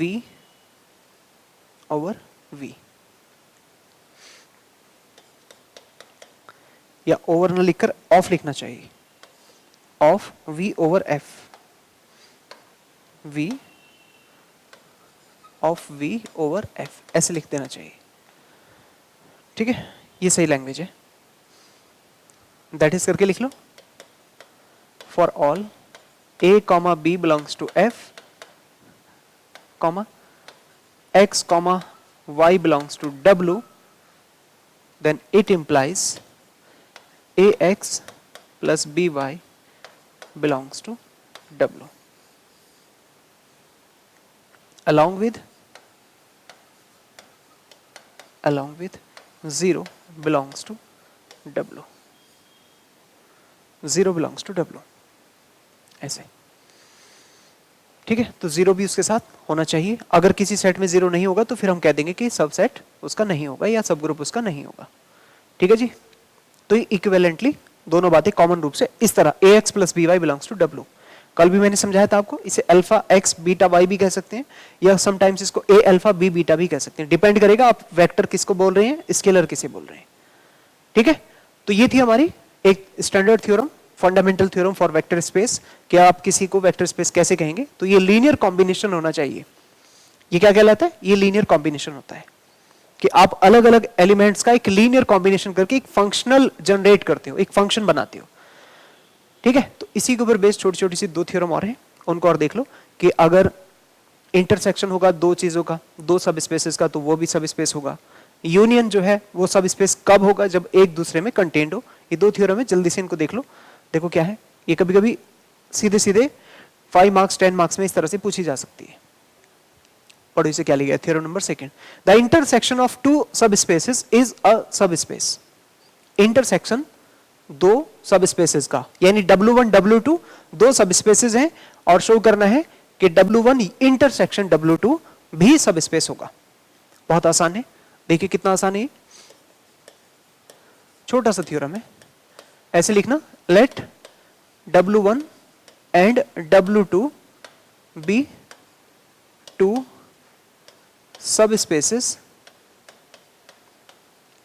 of a vector space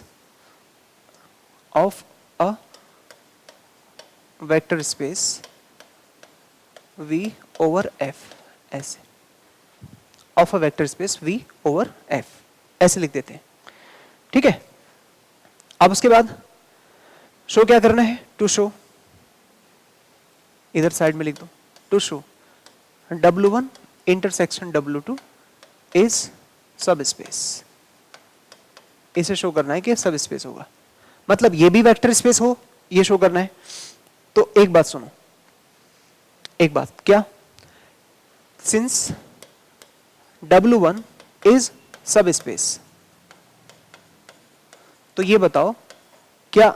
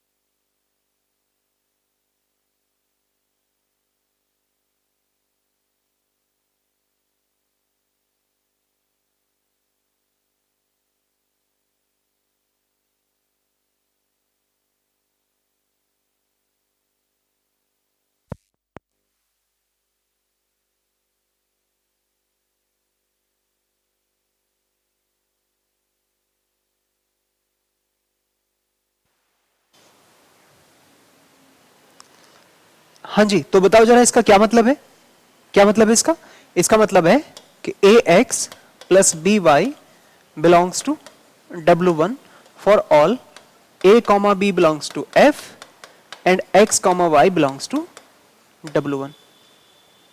ऐसे तो इसका मतलब and since W2 is subspace, ये subspace हैं अलग अलग, तो it implies ax plus b y also belongs to W2 for all a comma b belongs to f and x comma y belongs to W2। ऐसे तो फिर जो चीज इन दोनों के अलग अलग पेयर्स में है, अब वो इनके इंटरसेक्शन में जरूर होगी।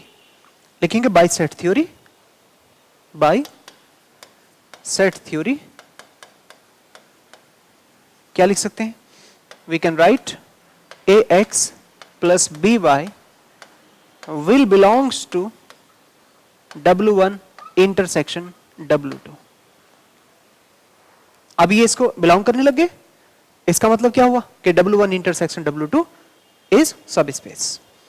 It implies that W1 intersection W2 is सब स्पेस। ऐसे ठीक है। तो इतनी सिंपल सी थ्योरम थी कि अगर दो जो सब स्पेसेस हैं उनका इंटरसेक्शन लेंगे तो हमेशा जो बनने वाली क्वांटिटी है वो सब स्पेस होगी। ठीक है। अब तीसरी थ्योरम इसी के ऊपर बेस्ड है, ये थ्योरम नंबर 3 देखो क्या लिखा है, द यूनियन, ये यूनियन वाली है। पिछली वाली थ्योरम किसकी है? इंटरसेक्शन की, ये इंटरसेक्शन की थ्योरम है। और यहां पर ये यूनियन की थ्योरम है। Union of two subspaces is a subspace if and only if one is contained in other, one is contained in other.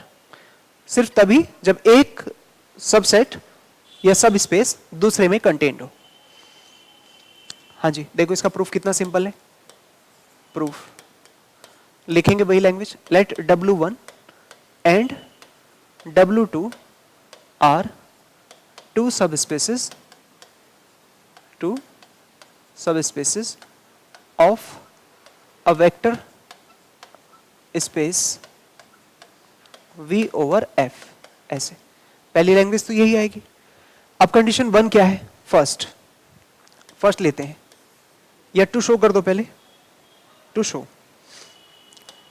Show करना है कि W1 union W2 is subspace if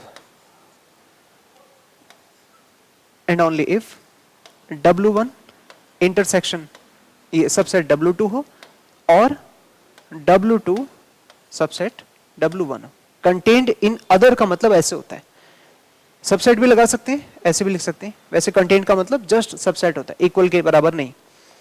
ठीक है, तो आप इसका फर्स्ट पार्ट ले लो, देखो कैसे लिखेंगे। First part, let W1 is contained in W2। तो ये सिचुएशन कैसी है कि W2 ऊपर है ये और W1 इसके अंदर है ये W1 is contained in W2। तो इतना सिंपल है कि W1 यूनियन W2 क्या आने जाएगा? W2 ही तो आएगा।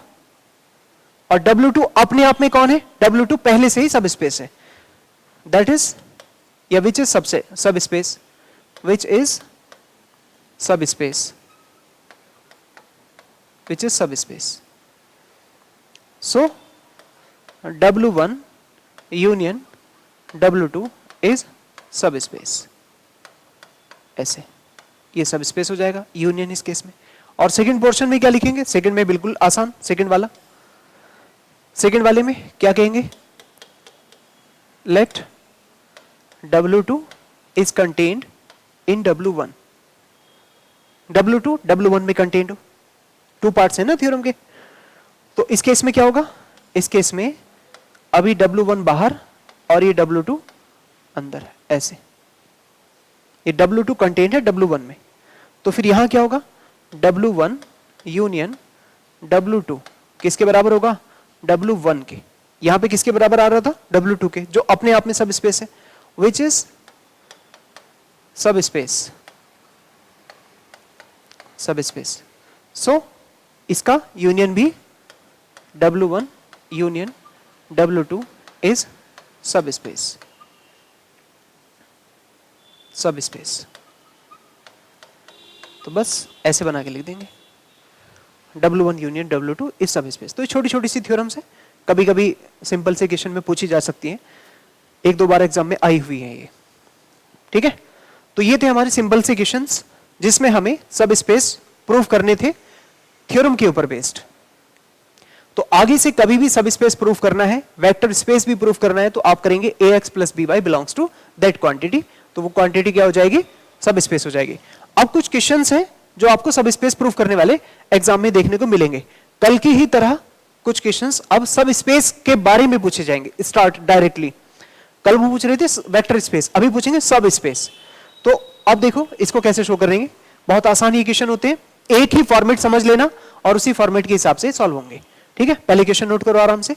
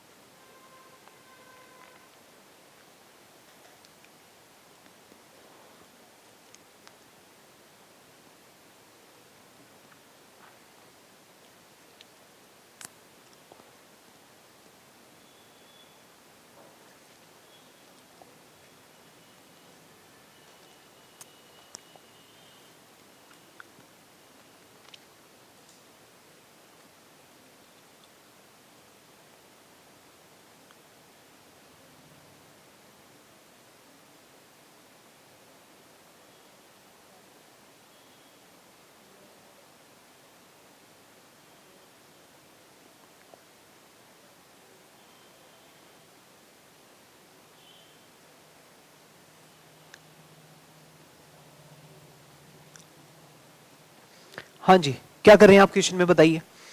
देखो सॉल्यूशन, सबसे पहला काम आपको कल ही की तरह ये देखना है कि आपका सेट जो है वो कैसा है, जिसको आपको सब स्पेस दिखाना है।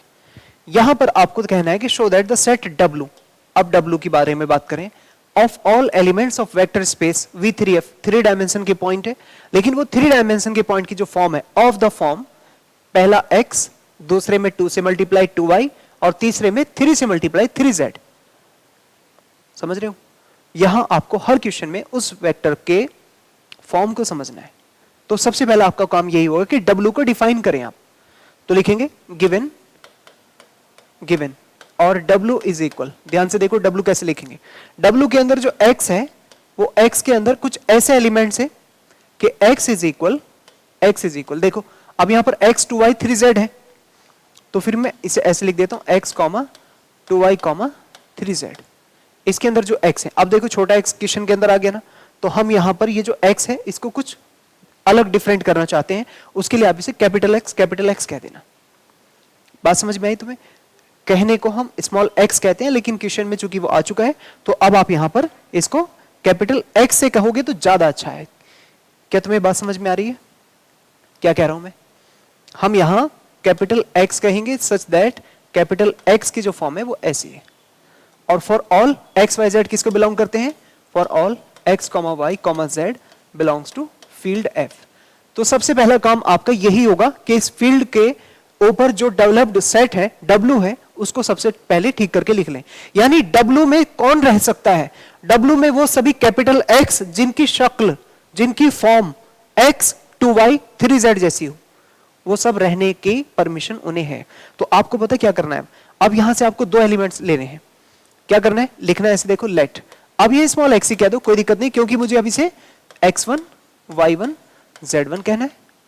अब तो डिफरेंस आ गया, अब कोई दिक्कत नहीं है। अब कैपिटल X मतलब मैंने जस्ट एक सिंबल्स के तौर पे यूज किया था, अब इसे A कह सकते हो, B कह सकते हो, अल्फा कह सकते हो, बीटा कह सकते हो, जस्ट एक फॉर्मेशन के लिए, ताकि आप स्मॉल x कैपिटल X में डिफरेंस क्रिएट कर लो। यहां पर तो ऑलरेडी डिफरेंट है तो स्मॉल x माना जा सकता है। तो हमने माना कि स्मॉल x ऐसा है, कैसा है, x plus 2y plus 3z plus 2y plus 3z, ऐसे। तो 2y1 और 3z1, ये ऐसे है।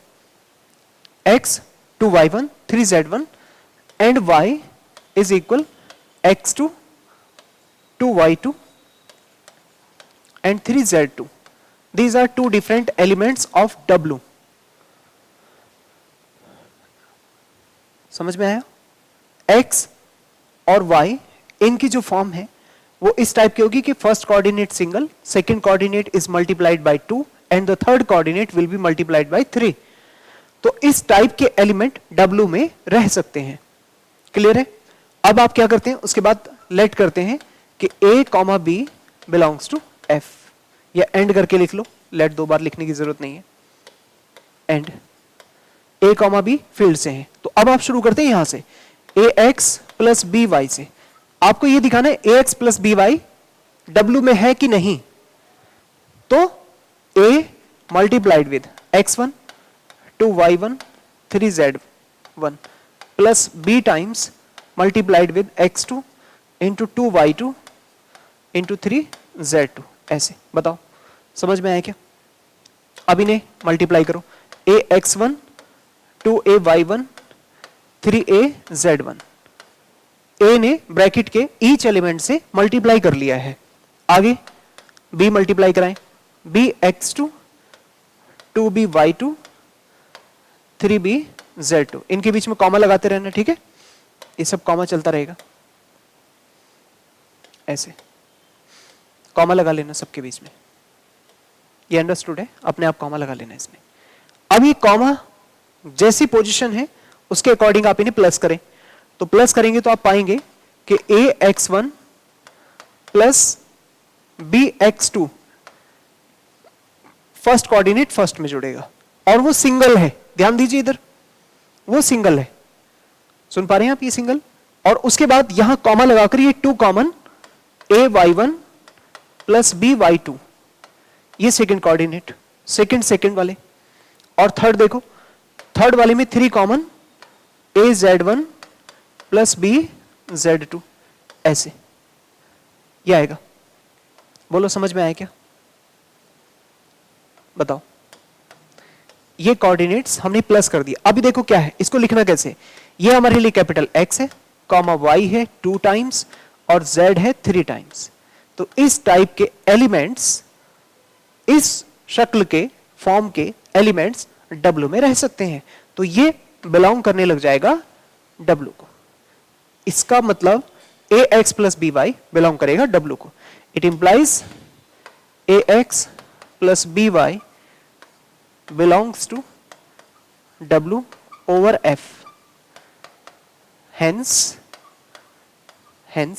V over F is a vector subspace, या subspace लिख दो बस direct, is a subspace of VF, बस ऐसे।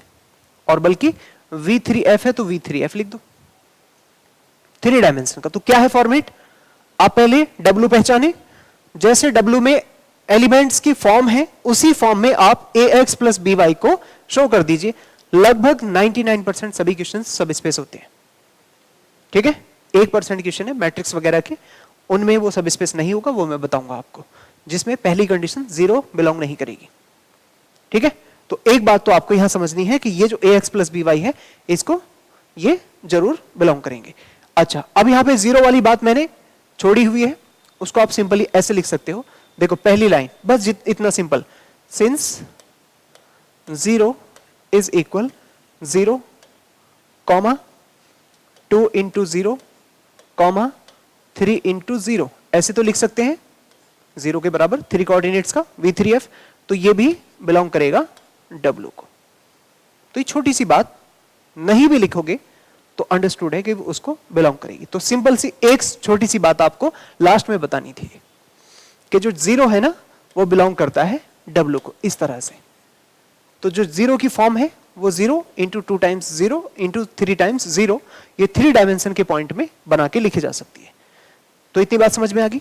तो इसमें एक्स्ट्रा आज क्या कर रहे हैं हम, सिर्फ 0 बिलोंग करा रहे हैं W के लिए, ठीक है? तो इस टाइप के क्वेश्चन है, बहुत आसान क्वेश्चन है। चलिए देखिए और नेक्स्ट हो गया ये। चलो नेक्स्ट देखो क्वेश्चन नंबर 2, पहचानो इसे क्या लिखा है। v is equal r cube, Euclidean real numbers 3 dimension point कहलाते हैं। एक्स वाई जेड 3 डायमेंशन के पॉइंट है रियल नंबर से, एंड w, ये w है, कैपिटल W होना चाहिए, is the set of all triplets या triples x y z such that, देखो इस टाइप की इक्वेशन आपको दी जा सकती है। अगर इस टाइप की कोई इक्वेशन आपको दी जाए तो ये इसलिए दी जा रही है कि इस रिलेशन को आप इनके अंदर इस्तेमाल करेंगे। कैसे इस्तेमाल कर रहे हैं मैं बताता हूं आपको। Then show that W is a subspace of V, W is a subspace of V। V कौन है यहां पर? R क्यूब, 3 डायमेंशनल के रियल नंबर्स के पॉइंट्स हैं R क्यूब। क्वेश्चन लिखो और फिर देखो, आप सबसे पहले यहां W को डिफाइन करेंगे। सॉल्यूशन गिवन है यहां कि V जो है वो R क्यूब है, मतलब 3 डायमेंशन के पॉइंट है एक्स वाई जेड, और ये एक्स वाई जेड जो है ये रियल नंबर्स को बिलोंग करते हैं ऐसे, ठीक है। And x minus 2y minus 3z is equal to 0, ये इक्वेशन दी है। तो इस टाइप की अगर कोई इक्वेशन आपको दी जाए तो सबसे पहला काम आपने क्या करना है, यहां से किसी सिंगल वेरिएबल की जिसकी वैल्यू आप आसानी से निकाल सकते हैं उसकी वैल्यू निकाल लो। जैसे अगर x की वैल्यू निकालेंगे तो क्या आएगा, 2y प्लस 3z। इस x की वैल्यू को लीजिए और इस 3 डायमेंशन के पॉइंट में x की जगह सब्स्टिट्यूट कर दें, वही हमारा w है। अगर आपकी मर्जी है कि x नहीं निकालना तो y की वैल्यू निकाल सकते हैं, फिर 1/2 कोएफिशिएंट आएगा। z की वैल्यू भी निकाल सकते हैं, फिर 1/3 कोएफिशिएंट आएगा। तो इन तीनों में से आप किसी को भी रिप्लेस कर सकते हैं। बात समझ में आई? तो आप यहां पर क्या कहेंगे, लिखेंगे देन we define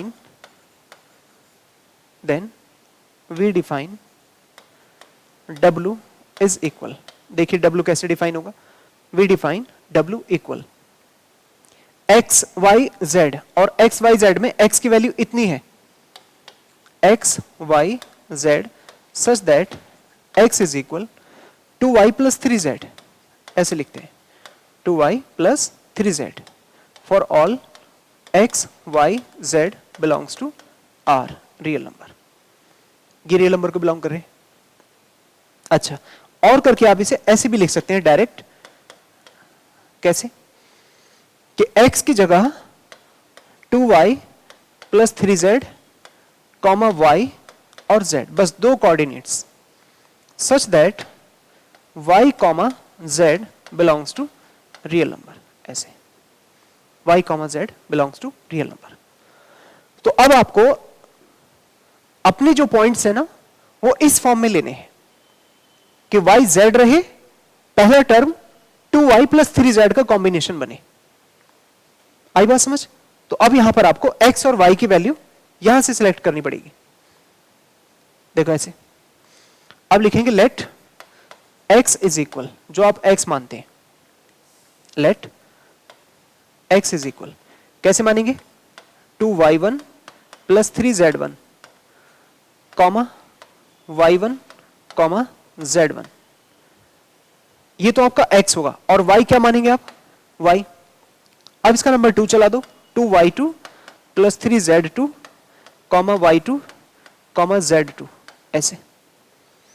ये दोनों के दोनों बिलोंग करते हैं w को, ये दोनों के दोनों बिलोंग करेंगे w को। और स्केलर्स क्या होंगे, a और b, ये बिलोंग करेंगे रियल नंबर को, r को। फील्ड चूंकि यहां पर रियल नंबर है तो पहला काम आपको ना ये जो सेट है इसकी फॉर्म ठीक करके लिखनी पड़ेगी। यहां से आपका क्वेश्चन स्टार्ट होगा एक तरह से, ये वाली लाइन आपको लिखनी आनी चाहिए।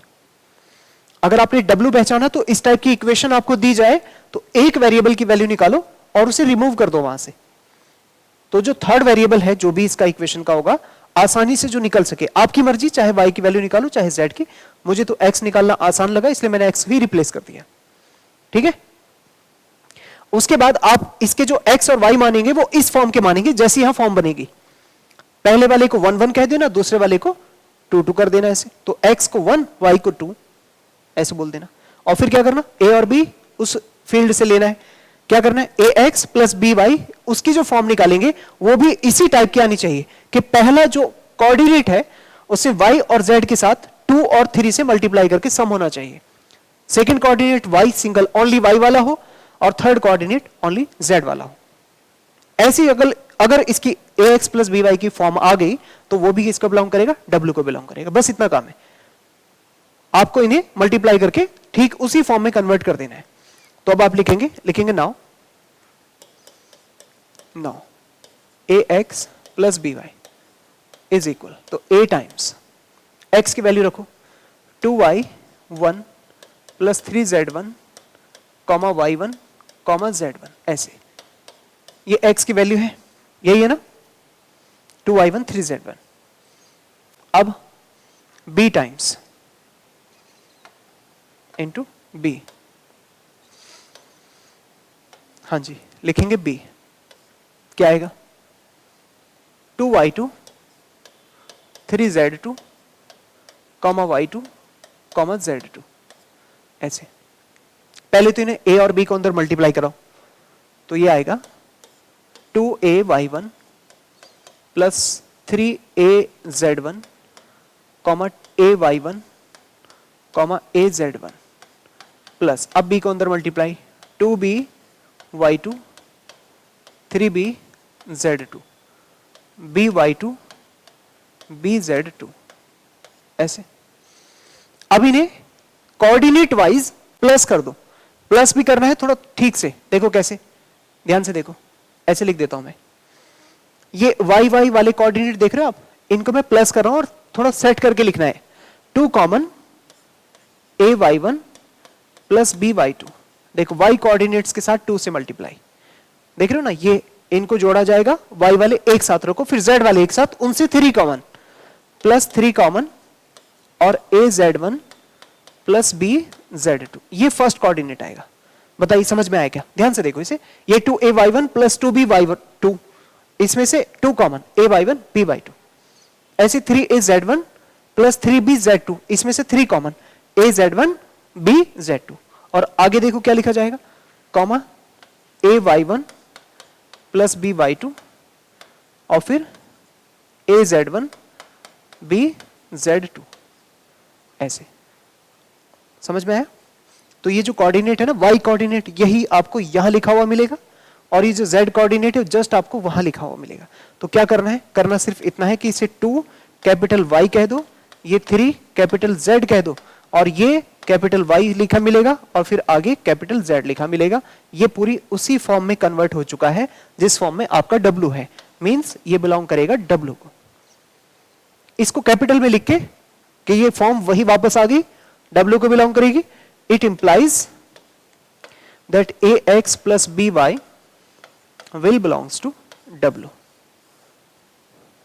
will belongs to W। अब एक चीज रह गई इसमें, क्या रह गई, जीरो। जीरो उसमें तो कुछ भी खास नहीं है, कुछ भी खास नहीं है, जरा सी जगह मिलेगी, बाद में आप उसी को लिख देना। कैसे, ध्यान से देखो, ये जो भी इक्वेशन है अगर उसमें आप इस फॉर्म को ऐसे करके लिख दें, सिंस 0 इज इक्वल, कैसे लिखेंगे, 0 कॉमा 2, ऐसे लिखना, 2 into 0 plus 3 into 0 comma 0 comma 0, तो ये बिलोंग करेगा ना W को। बस ये 2 Y की तरह, Z की तरह, Y यहां पर 0, Z 0, तो 0 ही तो है, तो यहां पर ये 0 बिलोंग करेगा W को। तो ये वाली छोटी सी बात, ये तो लास्ट में आप अपने आप लिख के छोड़ सकते हो, इसमें कोई बड़ी बात नहीं है, ये दिखाना कोई बड़ी बात नहीं है, इसलिए मैं इसको ज्यादा प्रेफरेंस नहीं देता हूं। मेन काम है ये आपको W बनाना, और W बनाने के बाद आपकी जो फॉर्म है वो इस तरह से कन्वर्ट हो जाए, और कन्वर्ट होगी तो फिर ये क्या हुआ, सो W over F is a सब स्पेस। F क्या है यहां पर, F यहां पर रियल नंबर है, R बल्कि R3 है क्या, नहीं R है, R क्यूब तो V है, so is a subspace of V over R, that is R cube over R, ऐसे लिखते हैं। v की वैल्यू r क्यूब है, 3 डायमेंशन के पॉइंट, तो इसको v r लिखो या r क्यूब r लिखो। तो ये w सब स्पेस है, v f, f यहां पर रियल नंबर है और v कौन है, 3 डायमेंशन के पॉइंट, इसलिए r क्यूब लिखा जाएगा इसको। तो ये इस तरह से सॉल्व हो जाएगा। आसान क्वेश्चन है, बहुत आसान क्वेश्चन है, आए हुए भी हैं प्रीवियस ईयर्स में, तो ऐसा नहीं है कि आप इनको हल्के में लेंगे।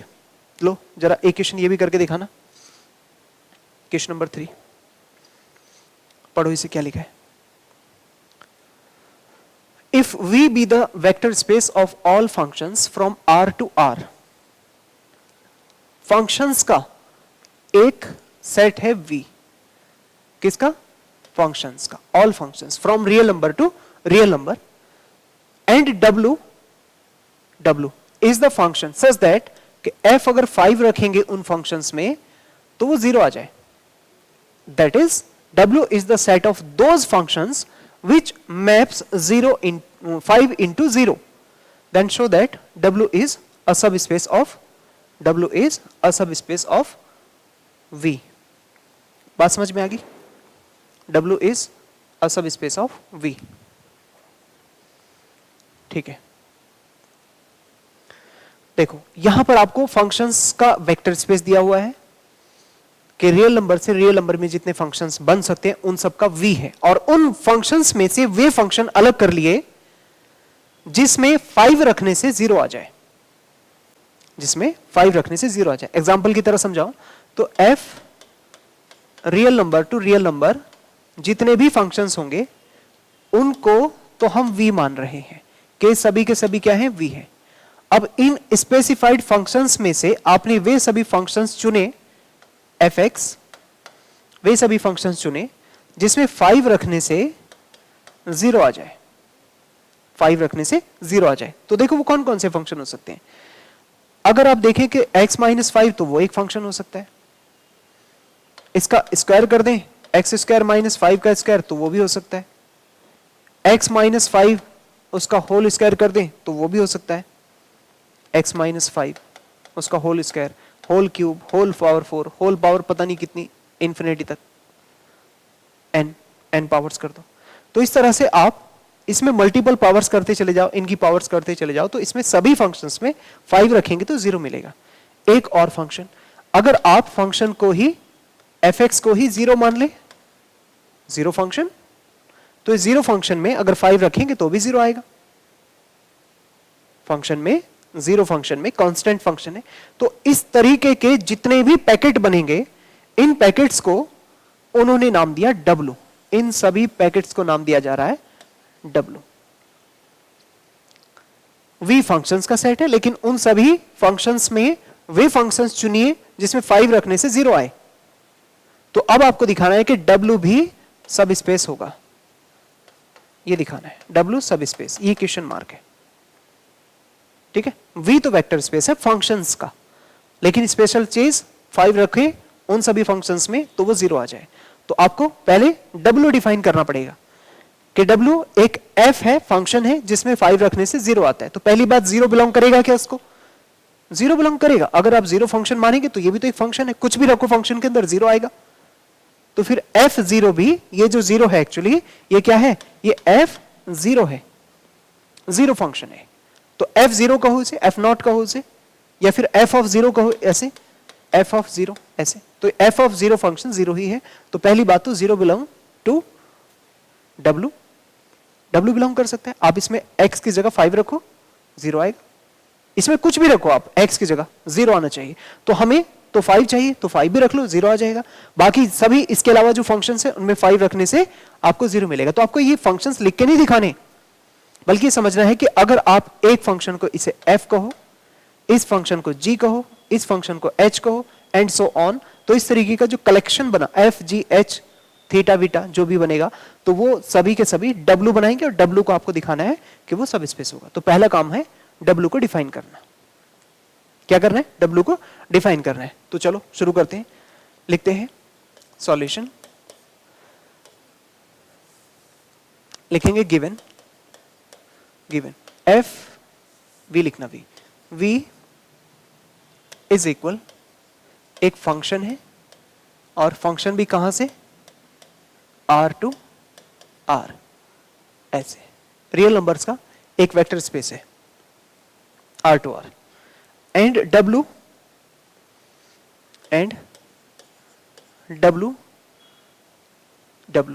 Is a subset of V such that कि W की वैल्यू उन सभी फंक्शंस को आपने सिलेक्ट किया जिसमें 0 रखने से 5 रखने से क्या आता है, 0 आ जाता है। ये है फंक्शंस। आप जो भी फंक्शन W को बिलोंग कराएंगे वो क्या होगा, वो 0 होना चाहिए उसमें 0 रखने से। बात समझ में आई? ठीक है, तो पहली चीज नंबर एक, सिंस जीरो फंक्शनल जिसको आप fx बराबर 0 कहते हैं, 0 फंक्शनल इज सच दैट कि आप इसमें f5 रखोगे तो कोई फर्क नहीं पड़ेगा, 0 को बिलोंग करेगा। सो f, अच्छा इसको ना ऐसे करके लिख लेना, 0 फंक्शनल को एक लाइन इससे पहले ठीक लिखा है, बस उसके आगे ऐसे लिख लेना 0 फंक्शनल f0 या O0, कभी ऐसे भी कह देते हैं O फंक्शन OF 0 फंक्शनल, या फिर इसको फंक्शनल 0 ऐसे भी लिख देते हैं, दोनों का मतलब सेम है। 0 फंक्शनल या function of 0 is equal fx equal to 0 is such that f5 equal to 0, so क्या कहिएगा कि जो 0 फंक्शनल है वो बिलोंग करता है W को। यहां फंक्शंस के बारे में बात हो रही, नंबर्स के बारे में नहीं, ठीक है। तो यहां का जो 0 फंक्शन है वो भी W में होगा, पहली बात। दूसरी बात, अब आप इसके अंदर दो फंक्शन चुनेंगे x और y, तो लिखेंगे नाउ लेट x जो है एक फंक्शन है f, तो f अगर फंक्शन है और वो बिलोंग करता है W को, तो इसका मतलब ये हुआ कि f के अंदर आपने 5 रखा तो तुरंत आपको 0 मिलेगा। W में वही रह सकते हैं जिसमें 5 रखने से 0 मिले। दूसरी तरफ आप एक y फंक्शन माने तो y क्या होगा, y का नाम g कह दो कि मान लो ये g है, तो ये फंक्शन W होगा, और यहां पर इस g के अंदर भी आप 5 रखेंगे तो क्या आएगा, 0 आएगा। ये इसकी खास बात है।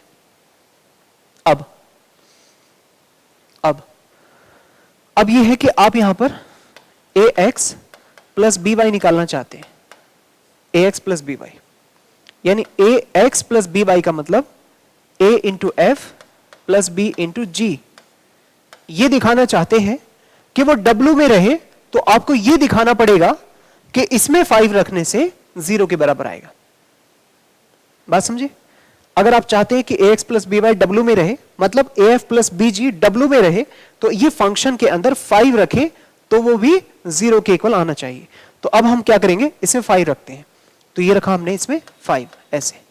ये फंक्शन है fx है, ये समझ में है, ये दो फंक्शंस का लीनियर कॉम्बिनेशन fx। अब आप यहां पर लीनियर कॉम्बिनेशन से, ये मैपिंग की प्रॉपर्टी से इसको अलग अलग डिस्ट्रीब्यूट कर सकते हैं।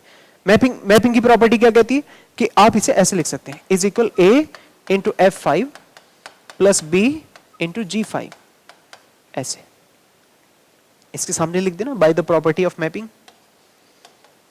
By the property of mapping. आगे भी हम पढ़ेंगे इसको LT में, लेकिन अभी फिलहाल आप ये समझो कि जो fx है ना, ये एक तरह से जो fx है, तो इसे अलग अलग लिख सकते हैं, a fx plus b into g fx, ऐसे। आई बात समझ? ये x fx जो है ना, दोनों फंक्शंस का एक साथ लिखा है एक तरह से, तो फिर इन फंक्शंस को अलग अलग भी लिख सकते हैं। आप इसे गॉफ और फॉग नहीं पढ़ा आपने, तो वही उसी तरीके का है, फॉग और गॉफ जो पढ़ते थे मैपिंग में। तो अलग अलग f प्लस g किया है, तो फिर f of x g of x, तो इस तरह से लिखा। f5 g5 बताओ कितने कितने हैं, 0 0। तो यहां से आपको क्या मतलब मिला, a into 0 plus b into 0 is equal to 0। इसका मतलब क्या हुआ कि af प्लस bg ने 5 की मैपिंग 0 पे कर दी है। तो यहां से आपको क्या समझ में आता है कि af प्लस bg इस टाइप की जो मैपिंग है वो बिलोंग करेगी किसको? W को. सो W is subspace of V. बस इतना करना है. W जो है वो V का सब स्पेस है. बहुत सिंपल से क्वेश्चन है. बस आपको यहां ना सेट को डिफाइन करना आना चाहिए. Set definition question to question change होगी, वो आपको सीखते सीखते ही आ जाएगा. ऐसे क्वेश्चन की जितनी आप प्रैक्टिस करेंगे उसी हिसाब से क्वेश्चन बन जाएगा. ठीक है, तो हर क्वेश्चन में नई बात क्या होगी? W को डिफाइन करना. जैसे पीछे देखा एक इक्वेशन दी थी तो वहां पर उसको फॉर्म ठीक कर लिया. जैसे यहां पर देखा आपने एक फंक्शंस की मैपिंग है जो 5 की मैपिंग 0 पे करता है, तो अब सभी जो W होंगे वो इस टाइप के होंगे कि जिसमें भी F जो भी W में रहेगा वो सभी 5 को 0 पर मैप करेंगे. तो इस तरह से ये इक्वेट हो जाएगा. एक क्वेश्चन जरा ये देखना मैट्रिक्स वाला, देखो कितना अच्छा सवाल है. ये किसी ईयर में आया हुआ क्वेश्चन है.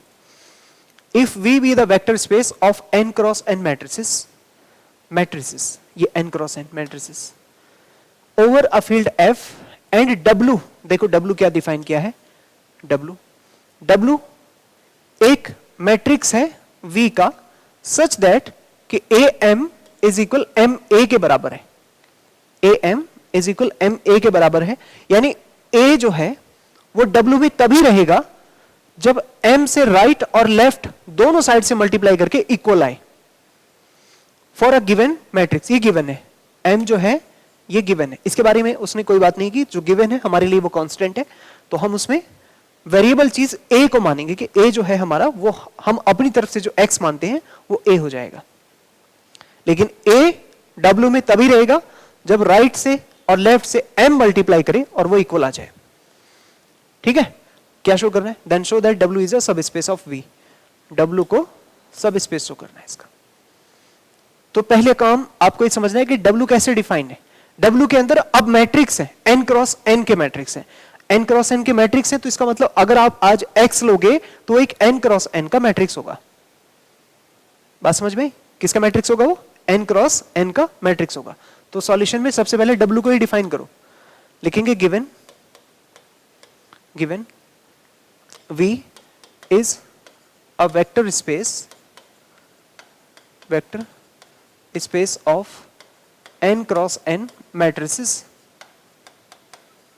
over F field, किसी फील्ड पर, and W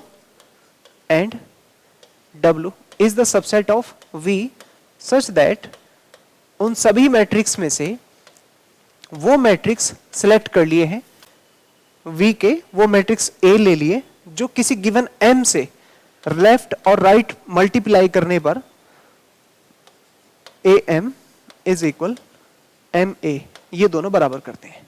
तो M जो है ये गिवन है, ये फिक्स्ड है. गिवन जो होता है वो फिक्स्ड होता है, यानी कहीं A M की वैल्यू मिलेगी तो M A के बराबर करना पड़ेगा आपको. क्या बात समझ में आई? तो अभी आप यहां से जब X लोगे ना तो X आपका यहां पर एक मैट्रिक्स होगा A1. X जो है वो X नहीं है, वो X A1 होगा. और अगर ये A1 W को बिलोंग करता है तो इसका मतलब ये है कि A1M इज इक्वल MA1 होना चाहिए. कोई भी W को बिलोंग करेगा तो वो मैट्रिक्स होगा, और मैट्रिक्स इस तरीके का कि M से लेफ्ट और राइट मल्टीप्लाई करने पर बराबर आए. ये है ट्विस्ट. बात समझ में आई? और अभी तुम Y मानोगे, Y अगर आप Y कहोगे तो Y मान लो आप A2 कह देते हो, तो A2 W में तभी रह सकता है जब A2M बराबर होगा M A2 के. ये है बस ट्विस्ट वाली बात, ये है. कोई भी W में हो तो M से लेफ्ट और राइट मल्टीप्लाई करके बराबर आना चाहिए. अब आपको ये दिखाना है एंड A, B बिलोंग करते हैं फील्ड F को. अगर आप ये चाहते हो कि AX plus BY AX plus BY, ये AX प्लस BY ये बिलोंग करने लगे W को, तो आपको पता है क्या दिखाना पड़ेगा? आपको ये दिखाना पड़ेगा कि अगर आप इसको राइट से मल्टीप्लाई करा दें और लेफ्ट से मल्टीप्लाई करा दें, M से, इसको राइट से और लेफ्ट से M से मल्टीप्लाई करा दें, तो ये W को बिलोंग करने लगेगा. तो आप पता है क्या करोगे? आप ये करोगे कि ये ax प्लस बी वाई, इसको राइट से मल्टीप्लाई कराएं m से, यानी ax, तो फिर यहां से a इंटू एक्स कौन है, a1 और प्लस b a2 ऐसे, और इसको आप m से मल्टीप्लाई करा दो राइट से, और फिर इसी चीज को डेवलप करके आप लेफ्ट में m ले आएंगे। m राइट से मल्टीप्लाई कर रहा है, फिर लेफ्ट से हो जाएगा, तो फिर ये क्वांटिटी जो भी है ये बिलोंग करने लगेगी w को। w में रहने की शर्त ये है कि राइट और लेफ्ट से m से मल्टीप्लाई करके जो बने वो इक्वल आए। बात समझ में आई? तो यहां हम चाहते हैं कि ये ax plus b y w को बिलोंग करे, तो आप m से राइट मल्टीप्लाई लेके चलो और ये दिखाओ कि वो लेफ्ट में आ गया उसके, अब फिर ये चीज w को बिलोंग करने लगेगी। तो देखो क्या करेंगे, पहले m को अंदर मल्टीप्लाई कराओ, जैसे आप अंदर को मल्टीप्लाई कराएंगे इसको, तो क्या आएगा, a1m प्लस b a2m, ऐसे लिख सकते हैं, a1m a2m। अब a1m a2m, यहां से देखो m a1 m a2 के बराबर है ना, तो वहां से उसको इक्वेशन 1 एंड 2 कह देना, ये इसको कंबाइंड रूप से 1 ही कह देना, पूरी को कंबाइंड रूप से 1 यूजिंग 1। तो क्या कहेंगे आप इसे, a m a1 plus b m a2 using equation 1 का यूज करें। अब देखो m जो है, ये a जो है, a ये तो स्केलर है ना, उसे पहले m से मल्टीप्लाई कराओ या a से कराओ, फर्क नहीं पड़ता।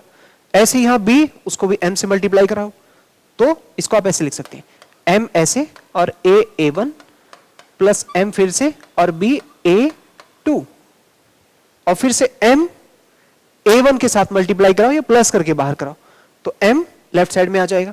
तो ऐसे करके लिख देंगे m a a1 plus b a2। अब मुझे बताओ ये क्या बन गया, a a1 b b2, ये जस्ट x प्लस वाई ही तो है, इसका मतलब m times ax plus b y, ये दिखा दिया। तो अगर राइट से m लेफ्ट से m मल्टीप्लाई करने लग जाए तो वही चीज किस में हो जाएगी, w में हो जाएगी। It means ax plus b y will belongs to w, और वही हुआ सब स्पेस। कितनी बात समझ में आ गई? ऐसे लिखेंगे बस। तो लास्ट में एक लाइन लिख दो, हाँ जी, it implies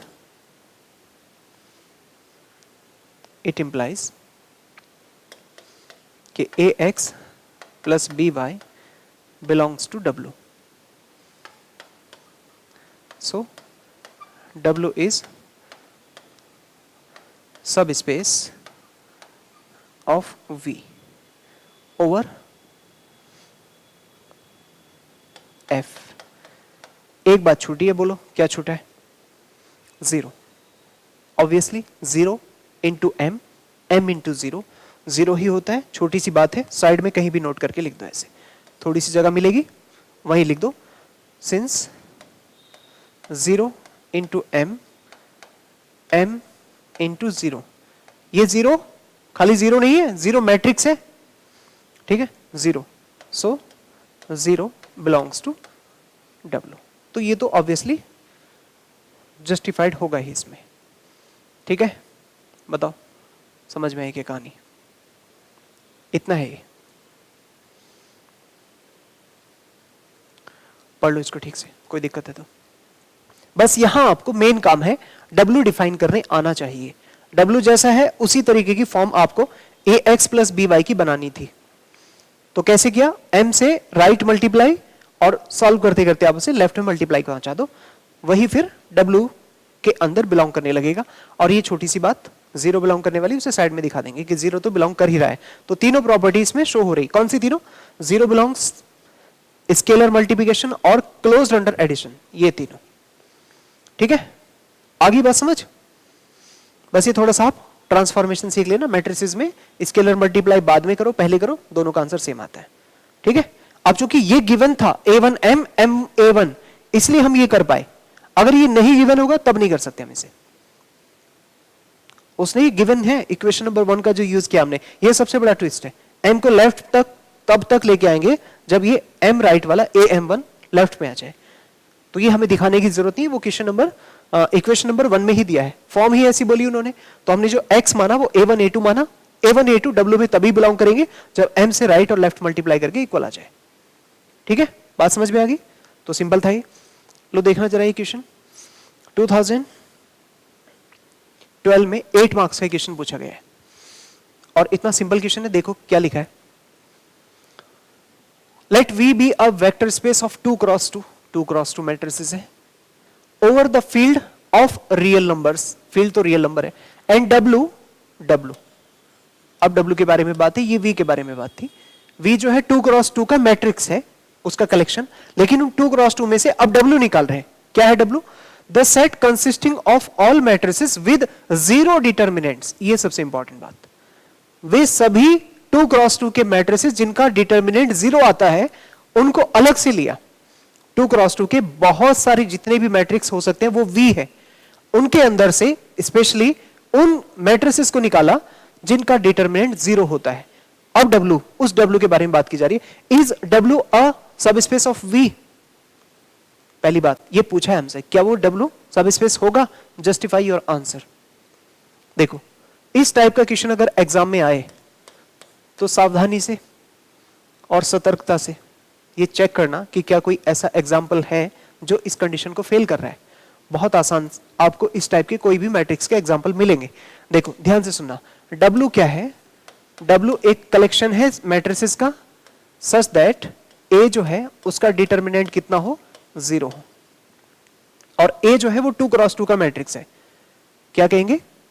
A is 2 cross 2 matrix such that determinant A is equal to 0, ऐसे डिफाइन करना। तो आप यहां पर सबसे पहले ये कोशिश करना, बहुत छोटे से क्वेश्चन होते हैं इस टाइप के, कि क्या कोई एग्जांपल ऐसा है जिसमें डिटर्मिनेंट तो 0 है लेकिन उनका क्लोज्ड करें अंडर एडिशन तो वो फेल हो जाए।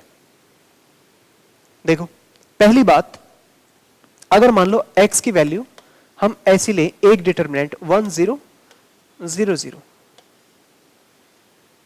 1 0 0 0, तो ये बताओ इसका डिटर्मिनेंट का x की वैल्यू जो मैं ये ले रहा हूं आपके सामने, इसको मैं a कह दूं अगर 1 मिनट के लिए, कि मान लो x जो है ये A मैट्रिक्स है 2 क्रॉस 2 का, तो इस तरह से लिया, और y जो है एक और मैट्रिक्स है 2 क्रॉस 2 का, तो इसकी लोकेशन देखो, इस 1 को यहां रखा, एक को कहीं और दूसरी पोजीशन पे रख दो, जैसे ऐसे रख दो 0 0 0 1, ऐसे रख दो।